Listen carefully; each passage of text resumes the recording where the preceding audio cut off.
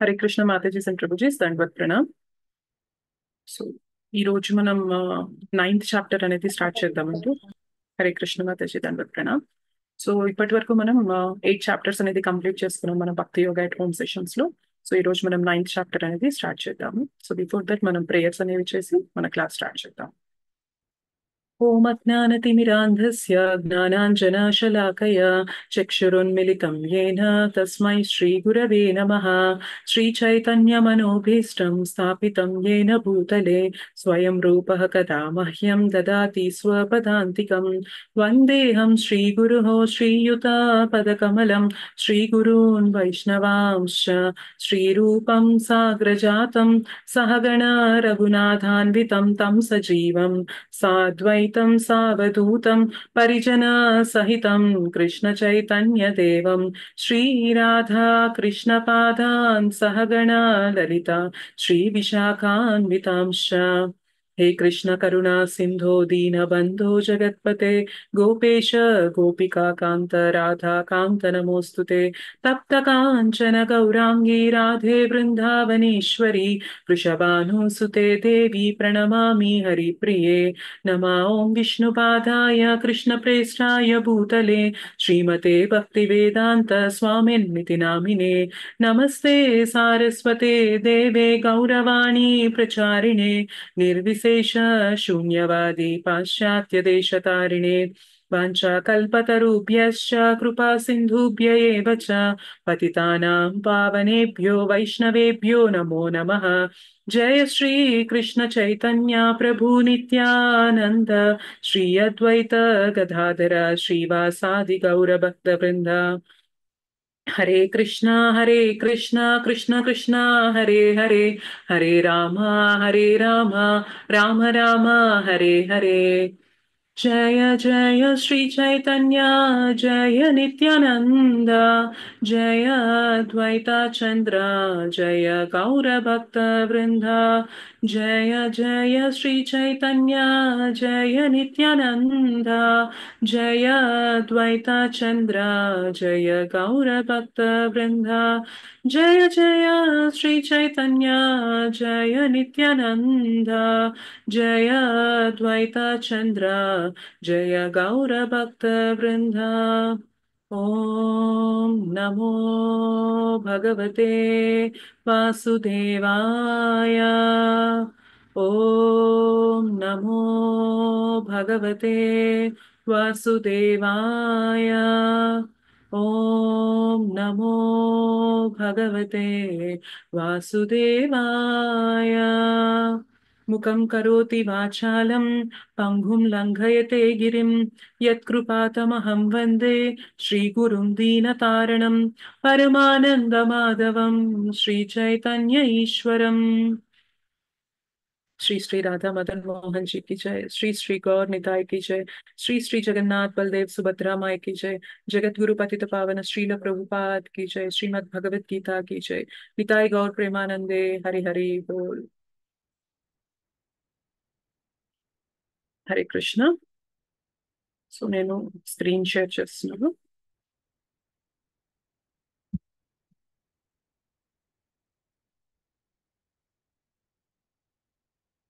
మనకి 108 ఇంపార్టెంట్ శ్లోకాస్ లో 9th chapter లో 9.2 ఉంటుంది. అయితే ఒకసారి మనం 9.1 కూడా చదివేసి దాని ట్రాన్స్లేషన్ అనువాదం ఒకటి చదివేసి 9.2కి వెళ్దాం. సో 9.1 అసలు 9th చాప్టర్ పేరు ఏంటి అంటే పరమ గుహ్య జ్ఞానము. గుహ్యం కాదు, పరమ గుహ్య జ్ఞానము అంటున్నారు. అసలు ఎందుకు ఈ జ్ఞానాన్ని పరమ గుహ్య జ్ఞానం అంటున్నారు, అంత గుహ్యంగా ఏమున్నది, ఈ జ్ఞానం ఏంటి అన్నది మనం ఈరోజు కొంచెం తెలుసుకోవడానికి ట్రై చేద్దాం.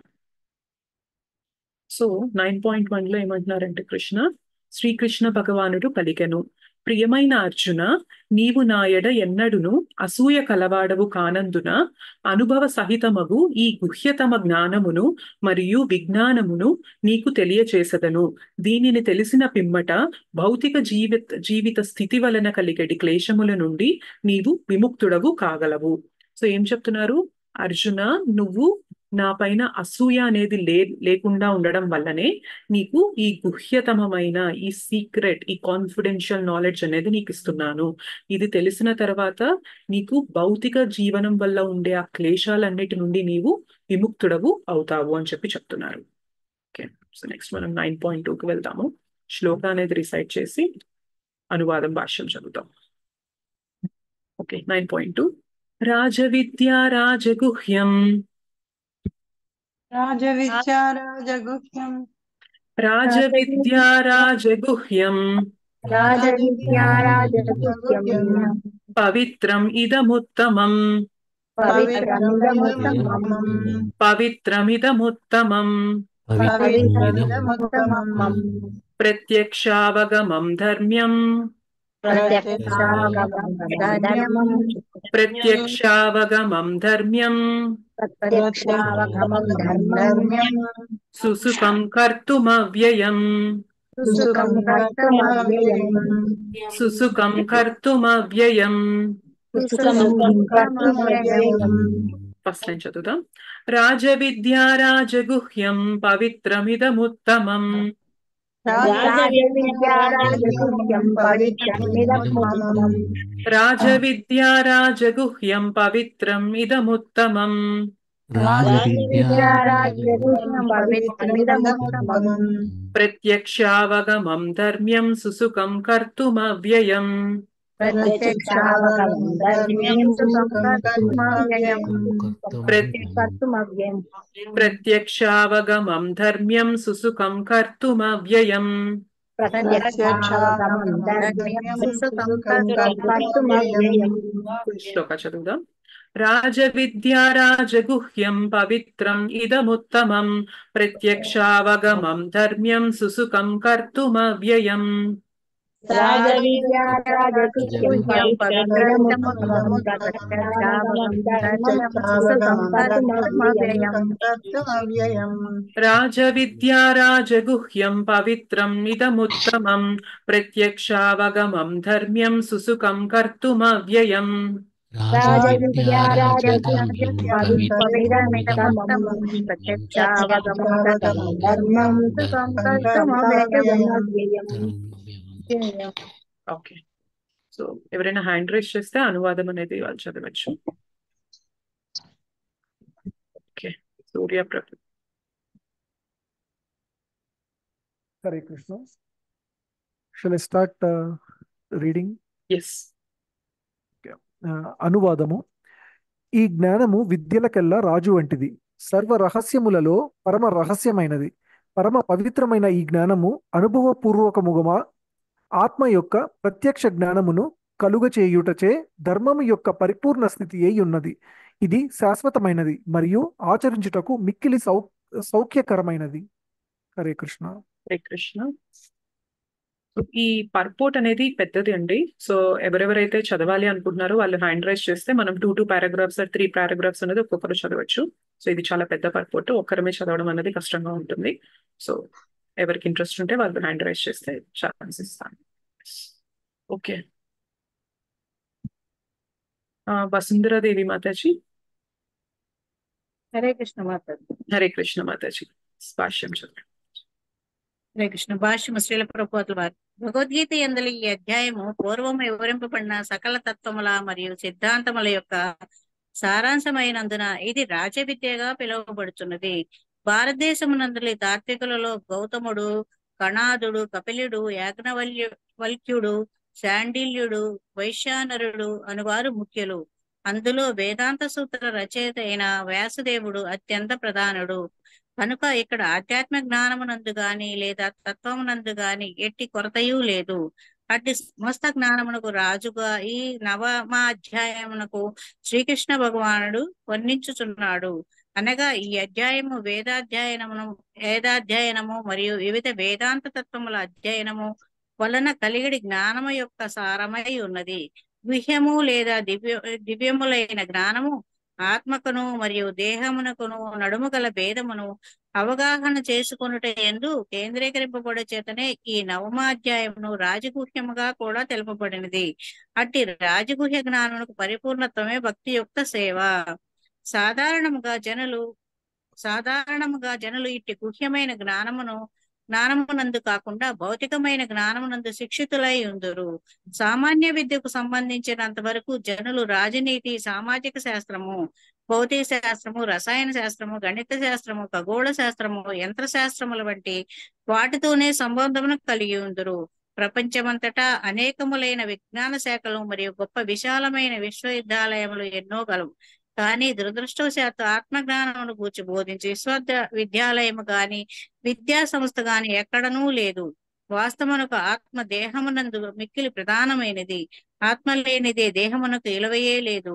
అయినను జనులు ప్రధానమైన ఆత్మను నిర్లక్ష్యపరుస్తూ జీవితపు దేహావసరములకే అధికంగా ప్రాధాన్యం ఇస్తుంటారు. భగవద్గీత ముఖ్యంగా ద్వితీయాధ్యాయం నుండి ఆత్మ యొక్క ప్రాముఖ్యమును నొక్కి చెప్పుచున్నది. ఆరంభమునందే శ్రీకృష్ణ భగవానుడు ఈ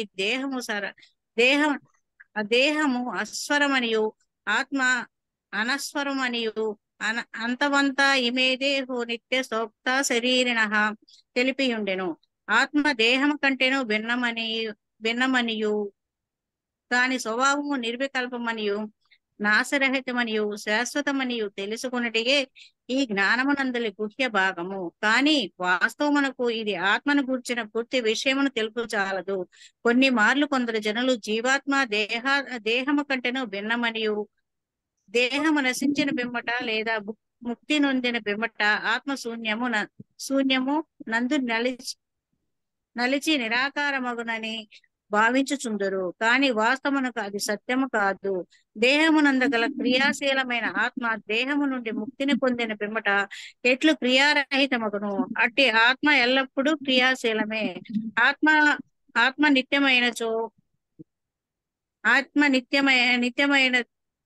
నిత్యమైనచో దాని క్రియాశీలత్వం కూడా నిత్యమై ఉండవలెను.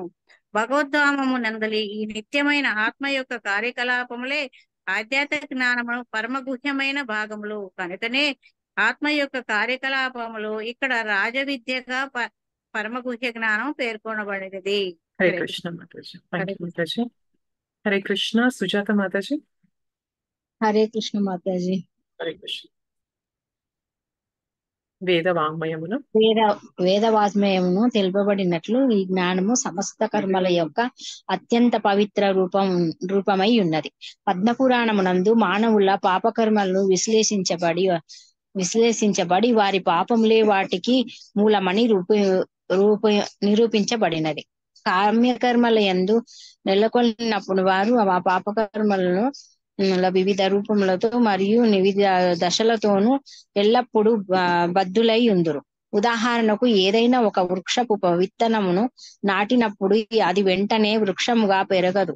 దానికి కొంతకాలము పట్టును. మొదట అది చిన్న మూలకగా నుండి పిదప వృక్షము రూపంలో తాల్చి పిమ్మట పుష్పములను ఫలములను అందించును. ఇట్లు అది సంపూర్ణ రూపము పొందినట్లు పిమ్మట ఆ వృక్షము విత్తనములు నాటిన వాడు దాని ఫల పుష్పములను అనుభవించును. అట్లే మానవుడు ఏదైనా పాపకర్మలను ఆచరించినప్పుడు అది విత్తనముల వలె ఫలించుటకు కొంత సమయమును తీసుకొనును. అనగా ఆ కార్యములలో వివిధ దశలుండును.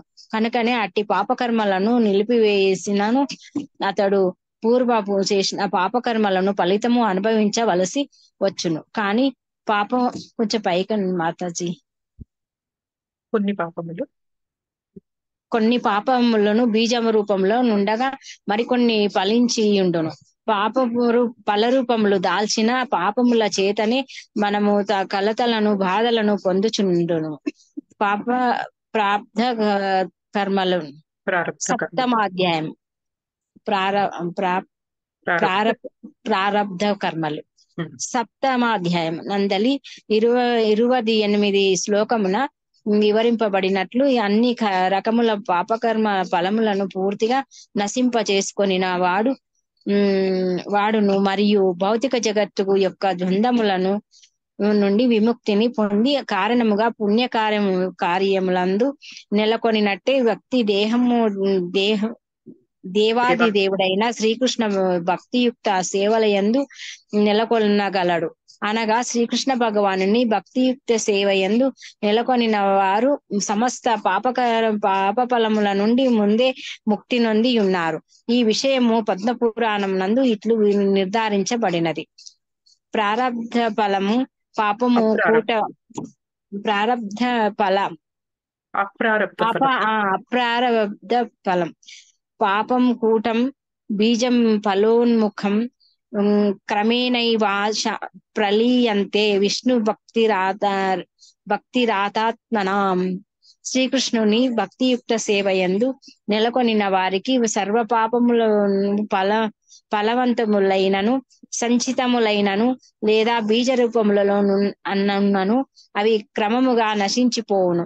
భక్తియుక్త సేవ యొక్క పవిత్రీకరణ శక్తి మిక్కిలి బలవత్తరము అగుటయే అది భౌతిక జగత్తుకు లేక అంధకారము కనుకను అది పవిత్రముత్తమం మధ్యలో ఒక లైన్ ఉంది. అది పవిత్రం ఉత్తమం అని చెప్పబడినది. ఉత్తమం అనగా దివ్యము, తపస్సు అనగా భౌతిక జగత్తు లేక అంధకారం. కనుకనే ఉత్తమం అనగా భౌతిక కర్మలను అతీతమైనట్టిది. కొన్ని మార్లు భక్తులు లౌకికుల వలె కర్మలను ఎందు నెలకొనినట్లు కనపడినను వారి భక్తియుక్త సేవ కార్యకలాపాలను ఎన్నడూను భౌతిక కర్మలుగా భావింపరాదు. భక్తియుక్త సేవ కార్యకలాపాలను ఎన్నడూ భౌతిక కర్మలను భావింపరాదు.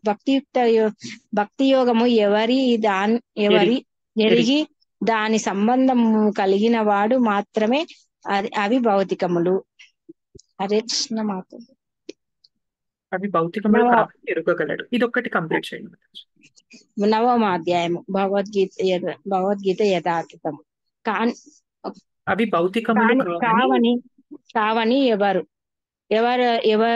ఎరుగగలడు. అవన్నీయును ప్రకృతి త్రిగుణములచే కలుషితము కాకుండా ఆధ్యాత్మికములు భక్తి పూర్ణములను అయ్యుండును. భక్తియుక్త సేవ హరే కృష్ణ. భక్తియుక్త సేవ మాతాజీ వేరే మాతాజీకి ఛాన్స్ ఇద్దాము. హరే కృష్ణ. హరే కృష్ణ. సుష్మిత మాతాజీ. హరే కృష్ణ మాతాజీ, దండవత్ ప్రణామం. హరే కృష్ణ మాతాజీ, దండవత్ ప్రణామం. భక్తియుక్త సేవ నిర్వహణము మికిలి సంపూర్ణమైనందున మానవుడు దాని ప్రతిఫలమును ప్రత్యేకముగా పొందవచ్చునని ఇక్కడ తెలుపబడింది. ఈ ప్రత్యక్ష ఫలితము వాస్తవముగా అనుభవపూర్వకమై ఉండును. శ్రీకృష్ణుని పవిత్ర నామములను హరే కృష్ణ కృష్ణ కృష్ణ హరే హరే, హరే రామ రామ రామ హరే హరే అని దోషరహితముగా జపించు మానవుడు ఆధ్యాత్మిక ఆనందమును పొందుతూ భౌతిక కాలుష్యముల నుండి శీఘ్రమే విముక్తుడై పవిత్రుడగును. దీనిని మనము ప్రత్యక్షముగా గమనించవచ్చును. మానవుడు శ్రవణమునే కాకుండా భక్తియుత సేవ సందేశములను ప్రచారము చేయుటకు లేదా కృష్ణ చైతన్యము ఉద్యమ కార్యకలాపములకు తోడ్పడినచో క్రమముగా మానవుడు మరింత ఆధ్యాత్మిక పురోభివృద్ధిని సాధించగలడు. ఈ ఆధ్యాత్మిక జీవనాభివృద్ధి అనుదని అతని ఏ విధమైన పూర్వపు విద్యులపై లేదా యోగ్యతలపై కానీ ఆధారపడి ఉండదు. ఈ విధానము పరమ పవిత్రుడైనందున కేవలము దీని యందు నెలకొనుట ద్వారా మానవుడు పవిత్రుడు కాగలడు. వేదాంత సూత్రములందు కూడా ఇదే విషయము ఇట్లు వివరించబడినది. మాతాజీ కొంచెం పైకి ప్రకాశ్చ కొంచెం కిందకి. ప్రకాశ్చ కర్మణ్యభ్యాసాత్ అనగా భక్తియుక్త సేవ మికిలి శక్తివంత మగుటచే అట్టి భక్తియుక్త సేవా కార్యములందున నెలకొనినంతనే మానవుడు తప్పక జ్ఞాన వికాసము నొందును. పూర్వజన్మమున దాసిపుత్రుడైన నారదుని వృత్తాంతము ఇందుకు చక్కని నిదర్శనము. ఆ జన్మమున అతనికి ఉన్నత విద్య గాని ఉన్నత కులమున జన్మించుట గాని జరగలేదు. కానీ అతని తల్లి మహాభక్తుల సేవయందు నెలకొనినప్పుడు అతడు కూడా వారి సేవయందు నెలకొనెను. కొన్ని మార్లు తల్లి లేనటువంటి సమయమున స్వయముగా అతడే అట్టి గొప్ప భక్తులను సేవించుచుండెను. నారదముని స్వయముగా ఇట్లు చెప్పుచున్నాడు. ఉశ్చిష్టలేపాన నుమోదితో ద్విజయ సకృత్ అదేంటి మాతాజీ తదాపాస్త కిల్పిషః ఏవం ప్రవృత్తస్య విశుద్ధ చేతస ధర్మ ఏవాత్మరుచిః ప్రజాయతే. శ్రీమద్ భాగవతమునందలి ఈ శ్లోకమునందు నారదుడు తన పూర్వజన్మ వృత్తాంతమును శిష్యుడైన వాసుదేవునికి వర్ణించుచున్నాడు. చాతుర్మాస సమయమున గొప్ప భక్తులకు బాలసేవకుడిగా సేవలను అందించుచు వారి సన్నిహిత సాంగత్యమును పొందితినని నారదుడు చెప్పుచున్నాడు. వారి ఆహార పాత్రలను శుభ్రము చేయుట యందు నెలకొనిన అతడు కొన్నిసార్లు పాత్రలలో ఆ భక్తులు విడిచిన కొద్దిపాటి ప్రసాదమును ఉచ్ఛిష్టముగా గ్రహించ పదలచెను. పిమ్మట ఉచ్ఛిష్టమునకై వారిని అర్థించి వారు అనుమతితో దానిని భుజించి తత్ఫలితముగా సర్వ పాపఫలముల నుండి విముక్తుడయ్యెను. అట్లు ఈ భుక్తశేషమును సేవింపగా క్రమముగా అతడు కూడా ఆ మునులు వలెనే పవిత్ర హృదయుడయ్యెను. ఈ గొప్ప భక్తులు శ్రవణ కీర్తనముల ద్వారా నిరంతర భక్తియుత సేవాభిరుచిని ఆస్వాదించుచుండిరి. నారదుడు కూడా క్రమముగా అదే రుచిని పెంపొందించుకొనెను. నారదుడు ఇంకను శ్రీమద్ భాగవతమునందు ఇట్లు చెప్పుచున్నాడు. తత్రాన్వహం కృష్ణ కథాః ప్రగాయతామను గ్రహేణ శ్రణవం మనోహరాః తాః శ్రద్ధయామే నుపదం విశృణ్వతః ప్రియ శ్రవస్యజ్గా మమాభవద్రుచిః. అట్టి మునుల సాంగత్యమున నారదుడు శ్రీకృష్ణ భగవానుని వైభవముల శ్రవణ కీర్తనములందు రుచిని పొంది భక్తియుత సేవ పట్ల గొప్ప కోరికను పెంపొందించుకొనెను. కనుకనే వేదాంత సూత్రమునందు చెప్పబడినట్లు ప్రకాశశ్చ కర్మణ్య వ్యాసాత్ భక్తియుత సేవ యందు నెలకొనినట్టి వారికి సర్వము అప్రయత్నముగానే ప్రకటిత మగుటయు అవగాహనము చేసుకొనుటయు సంభవించును. దీనినే ప్రత్యక్షము అనగా నేరుగా అనుభూతిని పొందుటయని అందురు. హరే కృష్ణ మాతాజీ. కృష్ణ మాతాజీ. లలితారత్న మాతాజీ. హరే కృష్ణ. హరే కృష్ణ మాతాజీ. హరే కృష్ణ మాతాజీ. ధర్మం అను పదమునకు ధర్మ మార్గము అని అర్థము. నిజమునకు నారదుడు దాసీపుత్రుడు. గురుకులములో విద్యను అభ్యసించే అవకాశం అతనికి లభించలేదు. అతడు తన తల్లి పనుల్లో తోడ్పడుచుండేవాడు. ఏమైనను అదృష్టవశాత్తు అతని తల్లి భక్తులకు సేవ చేయగలిగే అవకాశమును పొందాను. బాలుడైన నారదుడు కూడా అట్టి భక్తులను సేవించే అవకాశము పొంది కేవలం వారి సాంగత్యములో సమస్త ధర్మముల పరమ లక్ష్యమును సాధింపగలిగింది. శ్రీమద్ భాగవతము 1.2.6 లో తెలుపబడినట్లుగా భక్తియుక్త సేవయే సమస్త ధర్మముల పరమ లక్ష్యము. ధార్మిక జనులు కూడా సాధారణంగా భక్తియుక్త సేవను పొందుటే ధర్మపు పరిపూర్ణ స్థితిని అని ఎరుగలేరు. 8వ అధ్యాయపు చివరి శ్లోకపు వ్యాఖ్యానములో ఇది వరకే చర్చింపబడినట్లుగా సాధారణముగా ఆత్మానుభూతి కొరకు వైదిక విజ్ఞానముకు అవసరం ఉండును. వేదేషు యజ్ఞేషు తపస్సు చేయవ. కానీ ఇక్కడ నారదుడు ఎన్నడూను గురుకులమునకు వెళ్ళకపోయినను వైదిక సిద్ధాంతములను అభ్యసించకున్నను వేదాధ్యయనపు అత్యున్నత ఫలములను సాధింపగలిగాను. ఈ విధానం మిక్కిలి శక్తివంతమొకటి చేత మత నియమములను సరిగ్గా పాటింపలేకపోయినను మానవుడు పరిపూర్ణత్వమును సాధించవచ్చును. కానీ అది ఎట్లు సాధ్యపడును? ఈ విషయమును ఛందోగ్యోపనిషత్తు 6.14.2 ఆచార్యవాన్ పురుషోవేదగా చెప్పబడెను. అనగా మానవుడు విద్యను అభ్యసింపలేకపోయినను లేక ఎన్నడూను వేదాధ్యయనము చేయలేకపోయినను మహాత్ములైన గొప్ప ఆచార్యుల సాంగత్యమును పొందినచో అతడు ఆత్మానుభూతికి కావలసిన సమస్త జ్ఞానమును పొందగలడని నిర్ధారింపబడెను. భక్తియుక్తి సేవా విధానము మిక్కిలి సులభకరమైనది, సుసుఖం. ఎందుకు? భక్తియుక్త సేవ విష్ణువు యొక్క శ్రవణ కీర్తనాదులతో కూడి ఉండును. శ్రవణం కీర్తనం విష్ణుహో. మానవుడు భగవంతుని వైభవములను శ్రవణము చేయవచ్చును, లేక ఆధ్యాత్మిక గానం గూర్చి ప్రామాణికాచార్యుల చే తాత్విక ప్రవచనమునకు వెళ్ళవచ్చును. కేవలం కూర్చుని కూడా వాటిని శ్రవణము చేసినంతనే ఒకరు జ్ఞాన సముపార్జన చేయగలడు. భగవంతునికి సమర్పింపబడిన రుచికరమైన పదార్థములను శేషములను ప్రసాద రూపమును గ్రహించవచ్చును. ఈ విధముగా ప్రతి దశలోను భక్తియుక్త సేవ ఆనందముతో కూడి సుఖకరమై ఉండును. మిక్కిలి పేదరికములో కూడా మానవుడు ఈ భక్తియుక్త సేవను అవలంబింపవచ్చును.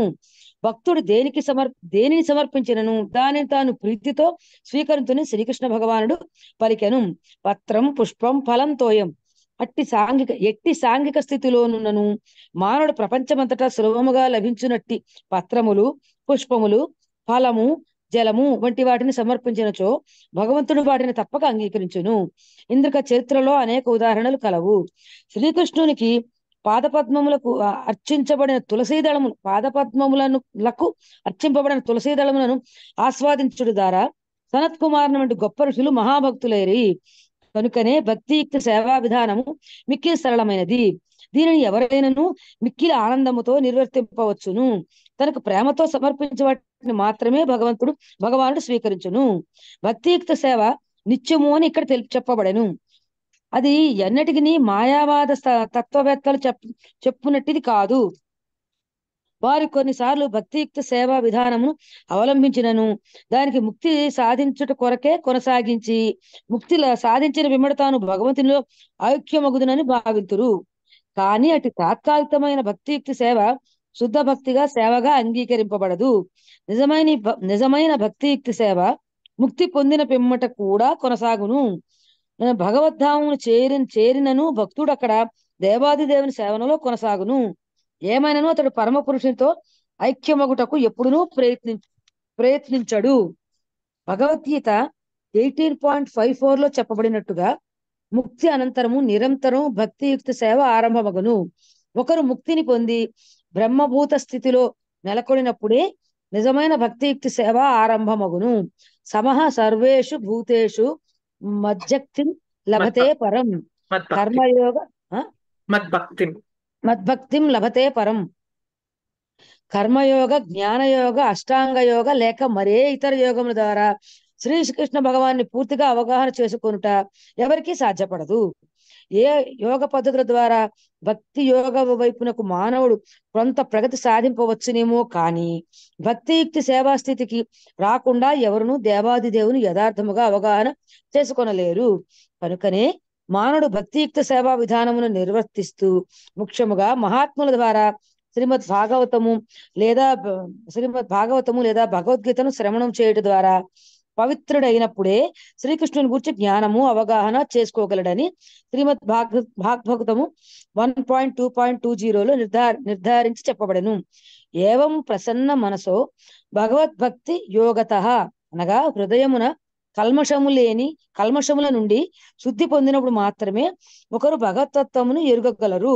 ఈ విధముగా కృష్ణ చైతన్య విధానమున లేక భక్తియుక్తి సేవా విధానము విద్యలలోకెల్లా మరియు రహస్య జ్ఞానములలోకెల్లా రాజు వంటిది అయ్యను. ధర్మము యొక్క పవిత్ర రూపమైన దీనిని ఎట్టి కష్టము లేకుండా ఆనందముగా నిర్వర్తింపవచ్చును. కనుకనే ప్రతి ఒక్కరూ ఈ యొక్క భక్తి మార్గము తప్పక అవలంబించవలెను. Hare Krishna. Hare Krishna. Thank you so much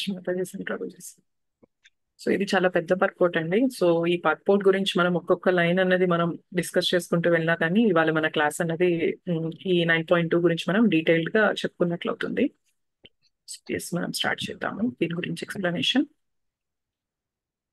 so మనకి ఈ చాప్టర్ పేరు ఏంటంటే అత్యంత ముఖ్యమైన జ్ఞానం అని చెప్తున్నారు. అంతే కదా ఉంది తెలుగులో ఒక అక్షరం. పరమ గుహ్య జ్ఞానం. పరమ గుహ్య జ్ఞానం, కరెక్ట్. సో పరమ గుహ్యమైన జ్ఞానం అంటున్నారు. ఎందుకు ఇది పరమ గుహ్యమైన జ్ఞానం అనేది మనం ఈ శ్లోకాలో చూద్దాం. అండ్ ఇక్కడ ఏమంటున్నారు ఈ శ్లోకాలు స్టార్టింగ్ లో? రాజ విద్య ఏమంటున్నారు? రాజ విద్య రాజగుహ్యం పవిత్రం ఇదముత్తమం ప్రత్యక్షావగమం ధర్మ్యం సుసుఖం కర్తుమవ్యయం. ఏమంటున్నారు? ఫస్ట్ వర్డ్ ఏంటి? రాజ విద్య.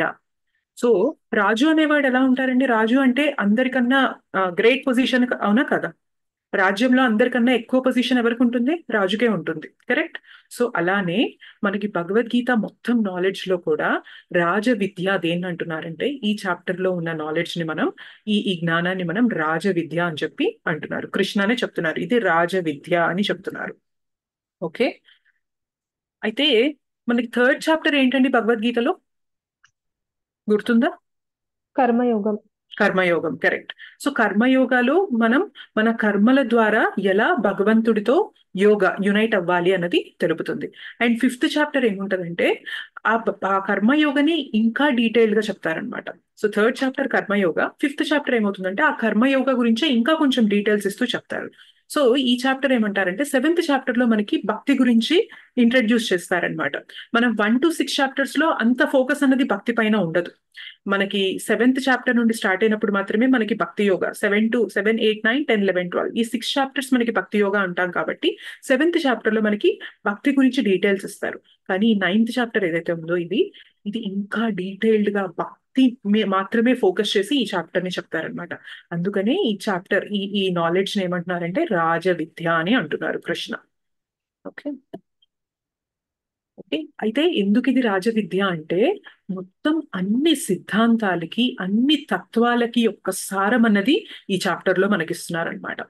ఓకే మనకి ఇండియాలో ఇందాక మనం పర్పోర్ట్ లో చూసాం, శ్రీల ప్రభుపాద్ మనకి కొందరు తత్వజ్ఞులని పేర్లు ఇచ్చారు. ఏంటంటే గొప్ప గొప్ప ఫిలాసఫర్స్ ఉంటారు మన దేశంలో ఉన్నారు. ఎవరంటే గౌతమ, కనాద, కపిల, యాజ్ఞవల్క్య, శాండిల్య, వైశ్వానర, వ్యాసదేవ, వీళ్ళందరి నేమ్స్ ఇందాక మనం పర్పోర్ట్ భాష్యం చదువుతున్నప్పుడు చూసాం అనమాట. సో వీళ్ళందరూ ఏంటంటే చాలా చాలా ఫిలాసఫీ అన్నది వీళ్ళ నుండి మనకి వచ్చింది. వీళ్ళు ఏంటంటే ప్రామినెంట్ అన్నమాట. మనకి ఫిలాసఫీ ఇచ్చిన వాళ్ళలో వీళ్ళు చాలా ముఖ్యమైన వారు కాబట్టి శ్రీల ప్రభుపాద్ మనకి ఆ నేమ్స్ ఇచ్చారు. కానీ మనకి తత్వజ్ఞానం తీసుకుంటే చాలా మంది చాలా జ్ఞానం అనేది మనకి ఇచ్చారనమాట. సో ఈ తత్వజ్ఞానానికి అసలు కొరతే లేదు. ఇంకా మనకి వ్యాసదేవ వచ్చేసి మనకి 4 వేదాలు ఇచ్చారు. అండ్ ఆ 4 వేదాలు అండ్ వాటి వేదాంత సూత్ర కూడా మొత్తం వాటి సారాన్ని కూడా తీసి మనకి ఇచ్చారు వ్యాసదేవ. సో నాలెడ్జ్ అన్న దానికి అస్సలు కొరత లేదు, పోలెడంత నాలెడ్జ్ ఉంది.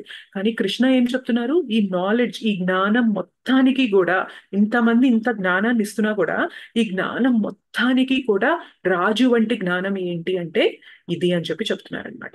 యాక్చువల్ గా మనకి వ్యాసదేవ ఇచ్చిన వేదాంత సూత్ర అన్నది కూడా ఇలానే ఉంటుంది. కానీ కృష్ణ ఏం చేశారంటే ఆ వేదాంత సూత్రాన్ని సింప్లిఫై చేసి మనకి యాక్సెసబుల్ గా మనం ఈజీగా దాన్ని అర్థం చేసుకునేలాగా మనకి 9th చాప్టర్ లో మనకి ఆ వేదాంత సూత్ర యొక్క సారాన్ని కూడా ఇక్కడ పెట్టేస్తారనమాట. సో మొత్తం వేదాల సారము, మన మొత్తం శాస్త్రాల తత్వాల సారం అంతా కూడా ఈ 9th చాప్టర్ లో ఉంటుంది. అందుకే దీనికి మోస్ట్ కాన్ఫిడెన్షియల్ అని చెప్పి పేరు పెట్టారు కృష్ణ. అయితే మనకి ఈ వేదాలు చదవడం మనకి పాసిబుల్ అవుతుందా అండి? ఎన్ని వేదాలు ఉంటాయి? 4 వేదాస్. ఏంటవి?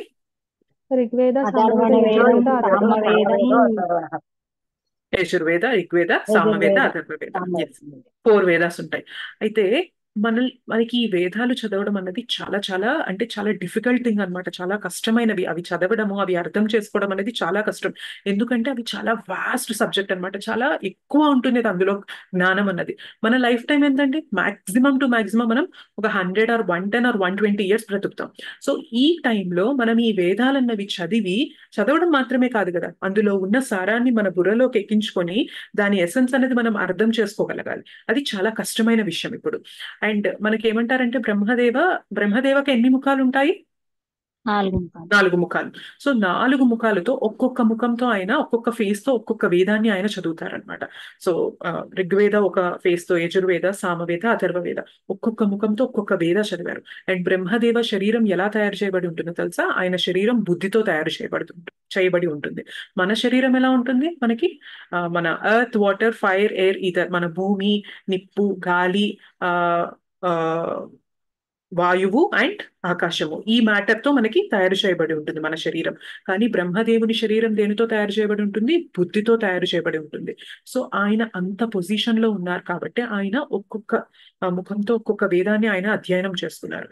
కానీ మనకి కృష్ణ ఏం చేస్తున్నారంటే ఆ వేదాల సారం అంతా తీసి మనకి భగవద్గీతలో ఈ 9th చాప్టర్ లో పెట్టేసి ఇస్తున్నారనమాట. ఓకే అందుకనే దీన్ని చాలా అత్యంత ఉత్తమమైన జ్ఞానం, మోస్ట్ కాన్ఫిడెన్షియల్ నాలెడ్జ్ అని చెప్పి చెప్తున్నారు. అయితే మనకి సెకండ్ చాప్టర్ లో ఏం డిస్కస్ చేసుకుంటామంటే మోస్ట్లీ మన కాన్సన్ట్రేషన్ ఎక్కడ ఉంటుందంటే సెకండ్ చాప్టర్ అంతా కూడా మన శరీరానికి, మన దేహానికి, మన ఆత్మకి ఉన్న డిఫరెన్స్, వాటి రెండింటి మధ్య ఉన్న వ్యత్యాసం అనేది చూస్తాం. అవునా కదా? సెకండ్ చాప్టర్ లో మనం మెయిన్ ఫోకస్ దేని మీద ఉంటుంది? ఆత్మ గురించి ఉంటుందా కాదా? ఎస్. సో ఆత్మ అనేది ఎలా ఉంటుంది? అది సచ్చిదానంద రూపంలో ఉంటుంది. అండ్ అది దేనితోనూ కట్ చేయబడదు, దేనితోనూ దాన్ని మనం కట్ చేయలేము ఆత్మని, దేనితోనూ అది తడపబడదు, దేనితోనూ అది కాల్చబడదు, దాన్ని గాలికి ఎండబెట్టలేము. సో ఇవన్నీ మనం చూసాం. ఆత్మ యొక్క పరిణామం మన హెయిర్, మన వెంట్రుక టిప్ లో, మన వెంట్రుక యొక్క కొనలో 1/10,000th పార్ట్, 10,000 వంతు ఎంత ఉంటుందో అంత పరిమాణంలో ఉంటుంది. అది మన కళ్ళకి చిక్కనిది, దొరకనిది. ఇవంతా మనం చదువుకున్నాం. సో మన శరీరానికి ఆత్మకి ఉన్న డిఫరెన్స్ అన్నది తెలుసుకున్నాం. అండ్ మనం ఆత్మ అని కూడా తెలుసుకున్నాం. సెకండ్ చాప్టర్ లో మనం ఈ నాలెడ్జ్ అనేది పొందాం. సో సెకండ్ చాప్టర్ ఏమంటారంటే కాన్ఫిడెన్షియల్ నాలెడ్జ్ అంటారనమాట. అంటే గుహ్యమైన జ్ఞానము అంటున్నారు. కానీ 9th చాప్టర్కి వచ్చేసరికి ఏమవుతుందంటే ఆత్మ చేయాల్సిన పనులు ఏంటి అన్నది చెప్తారనమాట. సరే, నేను ఆత్మ అనేది తెలుసుకున్నాను, నేను ఈ శరీరం కాదు, నేను ఆత్మ అన్న విషయం తెలుసుకున్నాను. తెలుసుకుంటే సరిపోతుందా? మరి నేను ఏం చేయాలి అన్న విషయం కూడా తెలియాలా కాదా? అంటే నేను ఆత్మ అన్నది తెలిస్తే సరిపోతుందా మనకి? ఎస్, ఆత్మ అన్న విషయం తెలిస్తే సరిపోతుందా? జస్ట్ నో మాతాజీ, ఇంకా లేదు, అడ్వాన్స్ గా తెలుసుకోవాలి. నేను ఆత్మ, కరెక్టే. మరి నేను ఆత్మ అయినప్పుడు నేను ఏం చేయాలి? నేను ఆత్మ అని తెలుసుకున్నప్పుడు నా పనులు ఎటు ఉండాలి? నేను ఈ దేహాన్ని మెయింటైన్ చేసుకోవడంలోనే నా పనులు ఉండాలా? ఒకవేళ నేను ఆత్మని పోషించాలంటే ఆత్మ పోషణకు, ఆత్మ సంరక్షణకు నేను చేయవలసిన పనులేంటి? ఈ నాలెడ్జ్ అనేది మనకు కావాలా లేదా? సో ఆ నాలెడ్జ్ ఏదైతే ఉందో అదే మనకి ఈ 9th చాప్టర్ లో ఇస్తున్నారనమాట. అందుకనే ఇది most confidential Raja Vidya. Okay. And మనం జనరల్ గా తీసుకున్నట్లయితే మనం ఈ నాలెడ్జ్ అన్నది మనకు ఉండదన్నమాట. మనం చాలా నాలెడ్జ్ తీసుకుంటూ ఉంటాం మెటీరియల్ గా. మనం ఎన్నో క్లాసెస్ చదువుతాము, ఎన్నో పెద్ద పెద్ద యూనివర్సిటీస్కి వెళ్ళి ఎన్నో స్పెషలైజేషన్స్ చేస్తూ ఉంటారు చాలా మంది. మనం చూసుకున్నట్లయితే కొంతమంది ఏంటంటే పొలిటికల్ గా వాళ్ళు నాలెడ్జ్ అనేది గెయిన్ చేస్తూ ఉంటారు, రాజనీతి ఆ నాలెడ్జ్ తెచ్చుకుంటూ ఉంటారు. ఇంకొందరు ఏమంటారంటే సామాజిక శాస్త్రం, సోషియాలజీ గురించి తెలుసుకుంటారు. కొందరు ఫిజిక్స్, భౌతిక జ్ఞానం తెలుసుకుంటారు, కెమిస్ట్రీ, రసాయన శాస్త్రం తెలుసుకుంటారు, ఖగోళ శాస్త్రం తెలుసుకుంటారు. మొత్తం ఈ డిఫరెంట్ బ్రాంచెస్ ఆఫ్ నాలెడ్జ్ అనేది మనం తెలుసుకుంటూ ఉంటాం. కానీ మనకి అంటే బోల్డ్ యూనివర్సిటీస్ ఉన్నాయి, చాలా చాలా పెద్ద పెద్ద యూనివర్సిటీస్ ఉన్నాయి. ఇట్లాంటి నాలెడ్జ్, మటీరియల్ నాలెడ్జ్, భౌతిక పరమైన జ్ఞానాన్ని మనకి ఇవ్వడానికి చాలా చాలా పెద్ద యూనివర్సిటీస్ అనేవి ఉన్నాయి, ఎన్నో విద్యా సంస్థలు అనేవి ఉన్నాయి. మేబీ మనం ఒక న్యూక్లియర్ సైన్స్ అనేది నేను తెలుసుకోవడం వల్ల ఏం చేస్తానంటే, మేబీ నేనున్న కంట్రీ మీద ఎవరైనా అటాక్ చేస్తుంటే నేను ఒక ఆటమ్ బాంబ్ అనేది తయారు చేసి వాళ్ళ కంట్రీ మీద వేసి వాళ్ళందరినీ నాశనం చేయగలుగుతాను. నా ఎడ్యుకేషన్ అనేది, నా న్యూక్లియర్ సైన్స్, నేను ఏదైతే స్పెషలైజేషన్ చేశానో అది నాకు ఉపయోగపడుతుంది. కానీ ఏదన్నా ఎడ్యుకేషన్ ఉందా అండి? మనలో ఉన్న అనర్థాలు ఏంటి? అనర్థాలు 6 అనర్థాలు ఉంటాయి. ఏంటవి? కామ, క్రోధ, లోభ, మోహ, మద, మాత్సర్యం. కరెక్ట్. సో ఆ 6 అనర్థాస్ అనేవి, మనలో ఉన్న అనర్థాస్ ని ఏ బాంబ్ వేసి, ఏ ఆటం బాంబ్ వేసి చంపగలమండి? ఏదన్నా అలాంటి నాలెడ్జ్ ఉందా? అలాంటి సైన్స్ ఉందా? అలాంటి టెక్నాలజీ ఉందా? లేదు మాతాజీ. లేదు. సో మనలో ఉన్న అనర్థాలని, మనలో ఉన్న కంటామినేషన్ ని మనం దాన్ని మార్చుకోవడానికి ఎలాంటి నాలెడ్జ్ అనేది మనకి భౌతికంగా దొరకదు. అసలు మనం ఎవరనేది కూడా భౌతికంగా ఏ యూనివర్సిటీ కానీ, ఏ విద్యా సంస్థలు కానీ మనకి ఏవి తెలుపజేయవు. సో అదే చెప్తున్నారు ఇక్కడ మన పొరపాట్లో కూడా అదే అంటున్నారు అనమాట. అన్ఫార్చునేట్లీ మనకి ఎలాంటి విశ్వవిద్యాలయం అనేది లేదు. ఏంటి అంటే మనకి ఈ సైన్స్ ఆఫ్ స్పిరిట్ సోల్, ఆత్మ జ్ఞానాన్ని మనకి ఇచ్చే ఎలాంటి యూనివర్సిటీ అనేది మనకి లేదు. అయితే ఎవరు దీని గురించి చెప్పినా చెప్పకపోయినా, అలాంటి నాలెడ్జ్ ఇచ్చినా ఇవ్వకపోయినా, సోల్ అనేది ఇంపార్టెంటా కాదా? సోల్ అనే దాని గురించి నాలెడ్జ్ తీసుకోవడం అనేది మనకి ఇంపార్టెంటా కాదా? ఎస్. మాతాజీ. ఎందుకంటే మనము అనుకునే ఈ శరీరం మనం కాదు, మనం ఆత్మ. సో మనం ఆత్మ కాబట్టి ఆత్మకు సంబంధించిన జ్ఞానం అనేది మనం తీసుకున్నప్పుడే మన లైఫ్ అనేది కరెక్ట్ గా లీడ్ చేయగలుగుతాం. సో చాలా మంది, చాలా యూనివర్సిటీస్ దాని గురించి మనకి డీటెయిల్స్ ఇవ్వకపోవచ్చు, కానీ సోల్ అనేది ఇంపార్టెంట్. అది ఉంటేనే మనకి ఈ బాడీకి విలువ ఉంటుంది. ఎప్పుడైతే అది వెళ్ళిపోతుందో ఈ బాడీకి ఎలాంటి విలువ ఉండదు. ఈవెన్ మన వాళ్ళు, మన ఫ్యామిలీ మెంబర్స్ కూడా వన్స్ మన సోల్ అనేది వెళ్ళిపోయాక మన శరీరాన్ని అక్కడ ఉంచుకోవడానికి ఇష్టపడతారా అండి? అదే ఇంట్లో ఉంచడానికి ఇష్టపడతారా? లేదు. ఇంట్లో ఆ శరీరాన్ని తీసుకెళ్లి ఇంటి బయట పెట్టేస్తారు, అవునా కదా? సో అది ఎంతో అపవిత్రంగా భావిస్తాము. శవం ఇంట్లో ఉన్నదంటే అది ఎంతో అపవిత్రంగా భావిస్తాం అనమాట. సో మనకి ఆ మంగళకరాన్ని, ఆ ఆస్పీషియస్ ని తీసుకొచ్చేది ఏంటి అంటే ఆ ఆత్మనే. ఆత్మ ఉన్నంత వరకు మాత్రమే ఈ దేహానికి విలువ ఉంది. హరే కృష్ణ. భువనేశ్వరి మాతాజీ.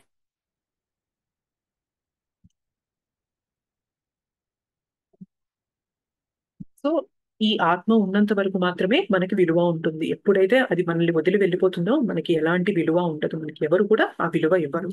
సో మనం ఎంత అంటే ఈ నాలెడ్జ్ అనేది చెప్పినా చెప్పకపోయినా కూడా మనం యూజువల్ గా ఎలా ఉంటుందంటే మన స్ట్రెస్, మన ఫోకస్ అంతా కూడా ఈ బాడీని మెయింటైన్ చేయడం పైన. భౌతికంగా ఉండేవారు ఈ బాడీని మెయింటైన్ చేయడం పైననే వాళ్ళ స్ట్రెస్ అండ్ వాళ్ళ ఫోకస్ అనేది ఉంటూ ఉంటుంది. సో అందుకోసమే మనకి భగవద్గీతలో సెకండ్ చాప్టర్ లో ఏం చెప్పారు? సోల్, మనం ఆత్మ, మనం ఆత్మలము, ఆత్మ సచ్చిదానంద. సో మనం ఈ బాడీ కాదు, ఆత్మ అనేది ఎప్పటికీ చనిపోదు, అది నిత్యంగా ఉంటుంది, ఆత్మకి వినాశనం అనేది లేదు. ఇదంతా కూడా మనకి కృష్ణ సెకండ్ చాప్టర్ లో చెప్పారు. ఈ బాడీకి మాత్రమే వినాశనం అనేది ఉంటుంది, కానీ ఆత్మకి ఎన్నడూ వినాశనం అనేది ఉండదు. బాడీ ఈజ్ పెరిషబుల్, బాడీకి వినాశనం ఉంటుంది. సోల్ ఈజ్ ఇంపెరిషబుల్, ఆత్మ ఎప్పటికీ నిత్యంగా అలానే ఉంటూ ఉంటుంది అని చెప్పి మనకి కృష్ణ మనకి సెకండ్ చాప్టర్ లో చెప్పారు. సో అందుకనే సెకండ్ చాప్టర్ ని మనం కాన్ఫిడెన్షియల్ నాలెడ్జ్ అంటాము. అయితే కొందరు ఏమనుకుంటారంటే మనం చనిపోయాక ఎప్పుడైతే మన బాడీ అన్నది వదిలేస్తామో, మన బాడీ ఇక్కడ వదిలేసి సోల్ అన్నది ఎప్పుడైతే వెళ్ళిపోతుందో ఈ బాడీ నుంచి, ఏమనుకుంటారంటే ఆత్మ అనేది శూన్యంలో, వాయిడ్ లో కలిసిపోతుంది అని అనుకుంటారు. అండ్ ఆ ఆత్మ నిరాకారం అయిపోతుంది అని చెప్పి కొందరు భావిస్తూ ఉంటారన్నమాట. అయితే మన బాడీలో సోల్ ఉన్నంత వరకు మన బాడీ కామ్ గా ఉంటుందంటే మన యాక్టివిటీస్ అన్ని కూడా దేని వల్ల జరుగుతూ ఉంటాయి?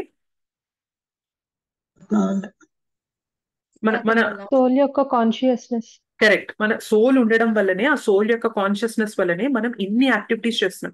అందుకనే వన్స్ ఎప్పుడైతే సోల్ అనేది వెళ్ళిపోతుందో, ఆ శరీరం అనేది డెడ్ బాడీ అయిపోతుందో, అప్పుడు ఆ యాక్టివిటీస్ అనేవి ఇంక అస్సలు కనిపించవు, చలనం అనేది ఉండదు. సో ఆత్మ ఉండడం వల్లనే ఈ బాడీకి చలనం అన్నది వస్తుంటుంది. మరి అలాంటి ఆత్మ బాడీ అన్నది వదిలేసి ఆత్మ శూన్యంలో కలిసిపోయి ఆత్మ నిరాకారంగా ఉంటుంది, ఆత్మ శూన్యంలో అలా కామ్గా ఉంటుంది అన్నది ఎంతవరకు కరెక్ట్?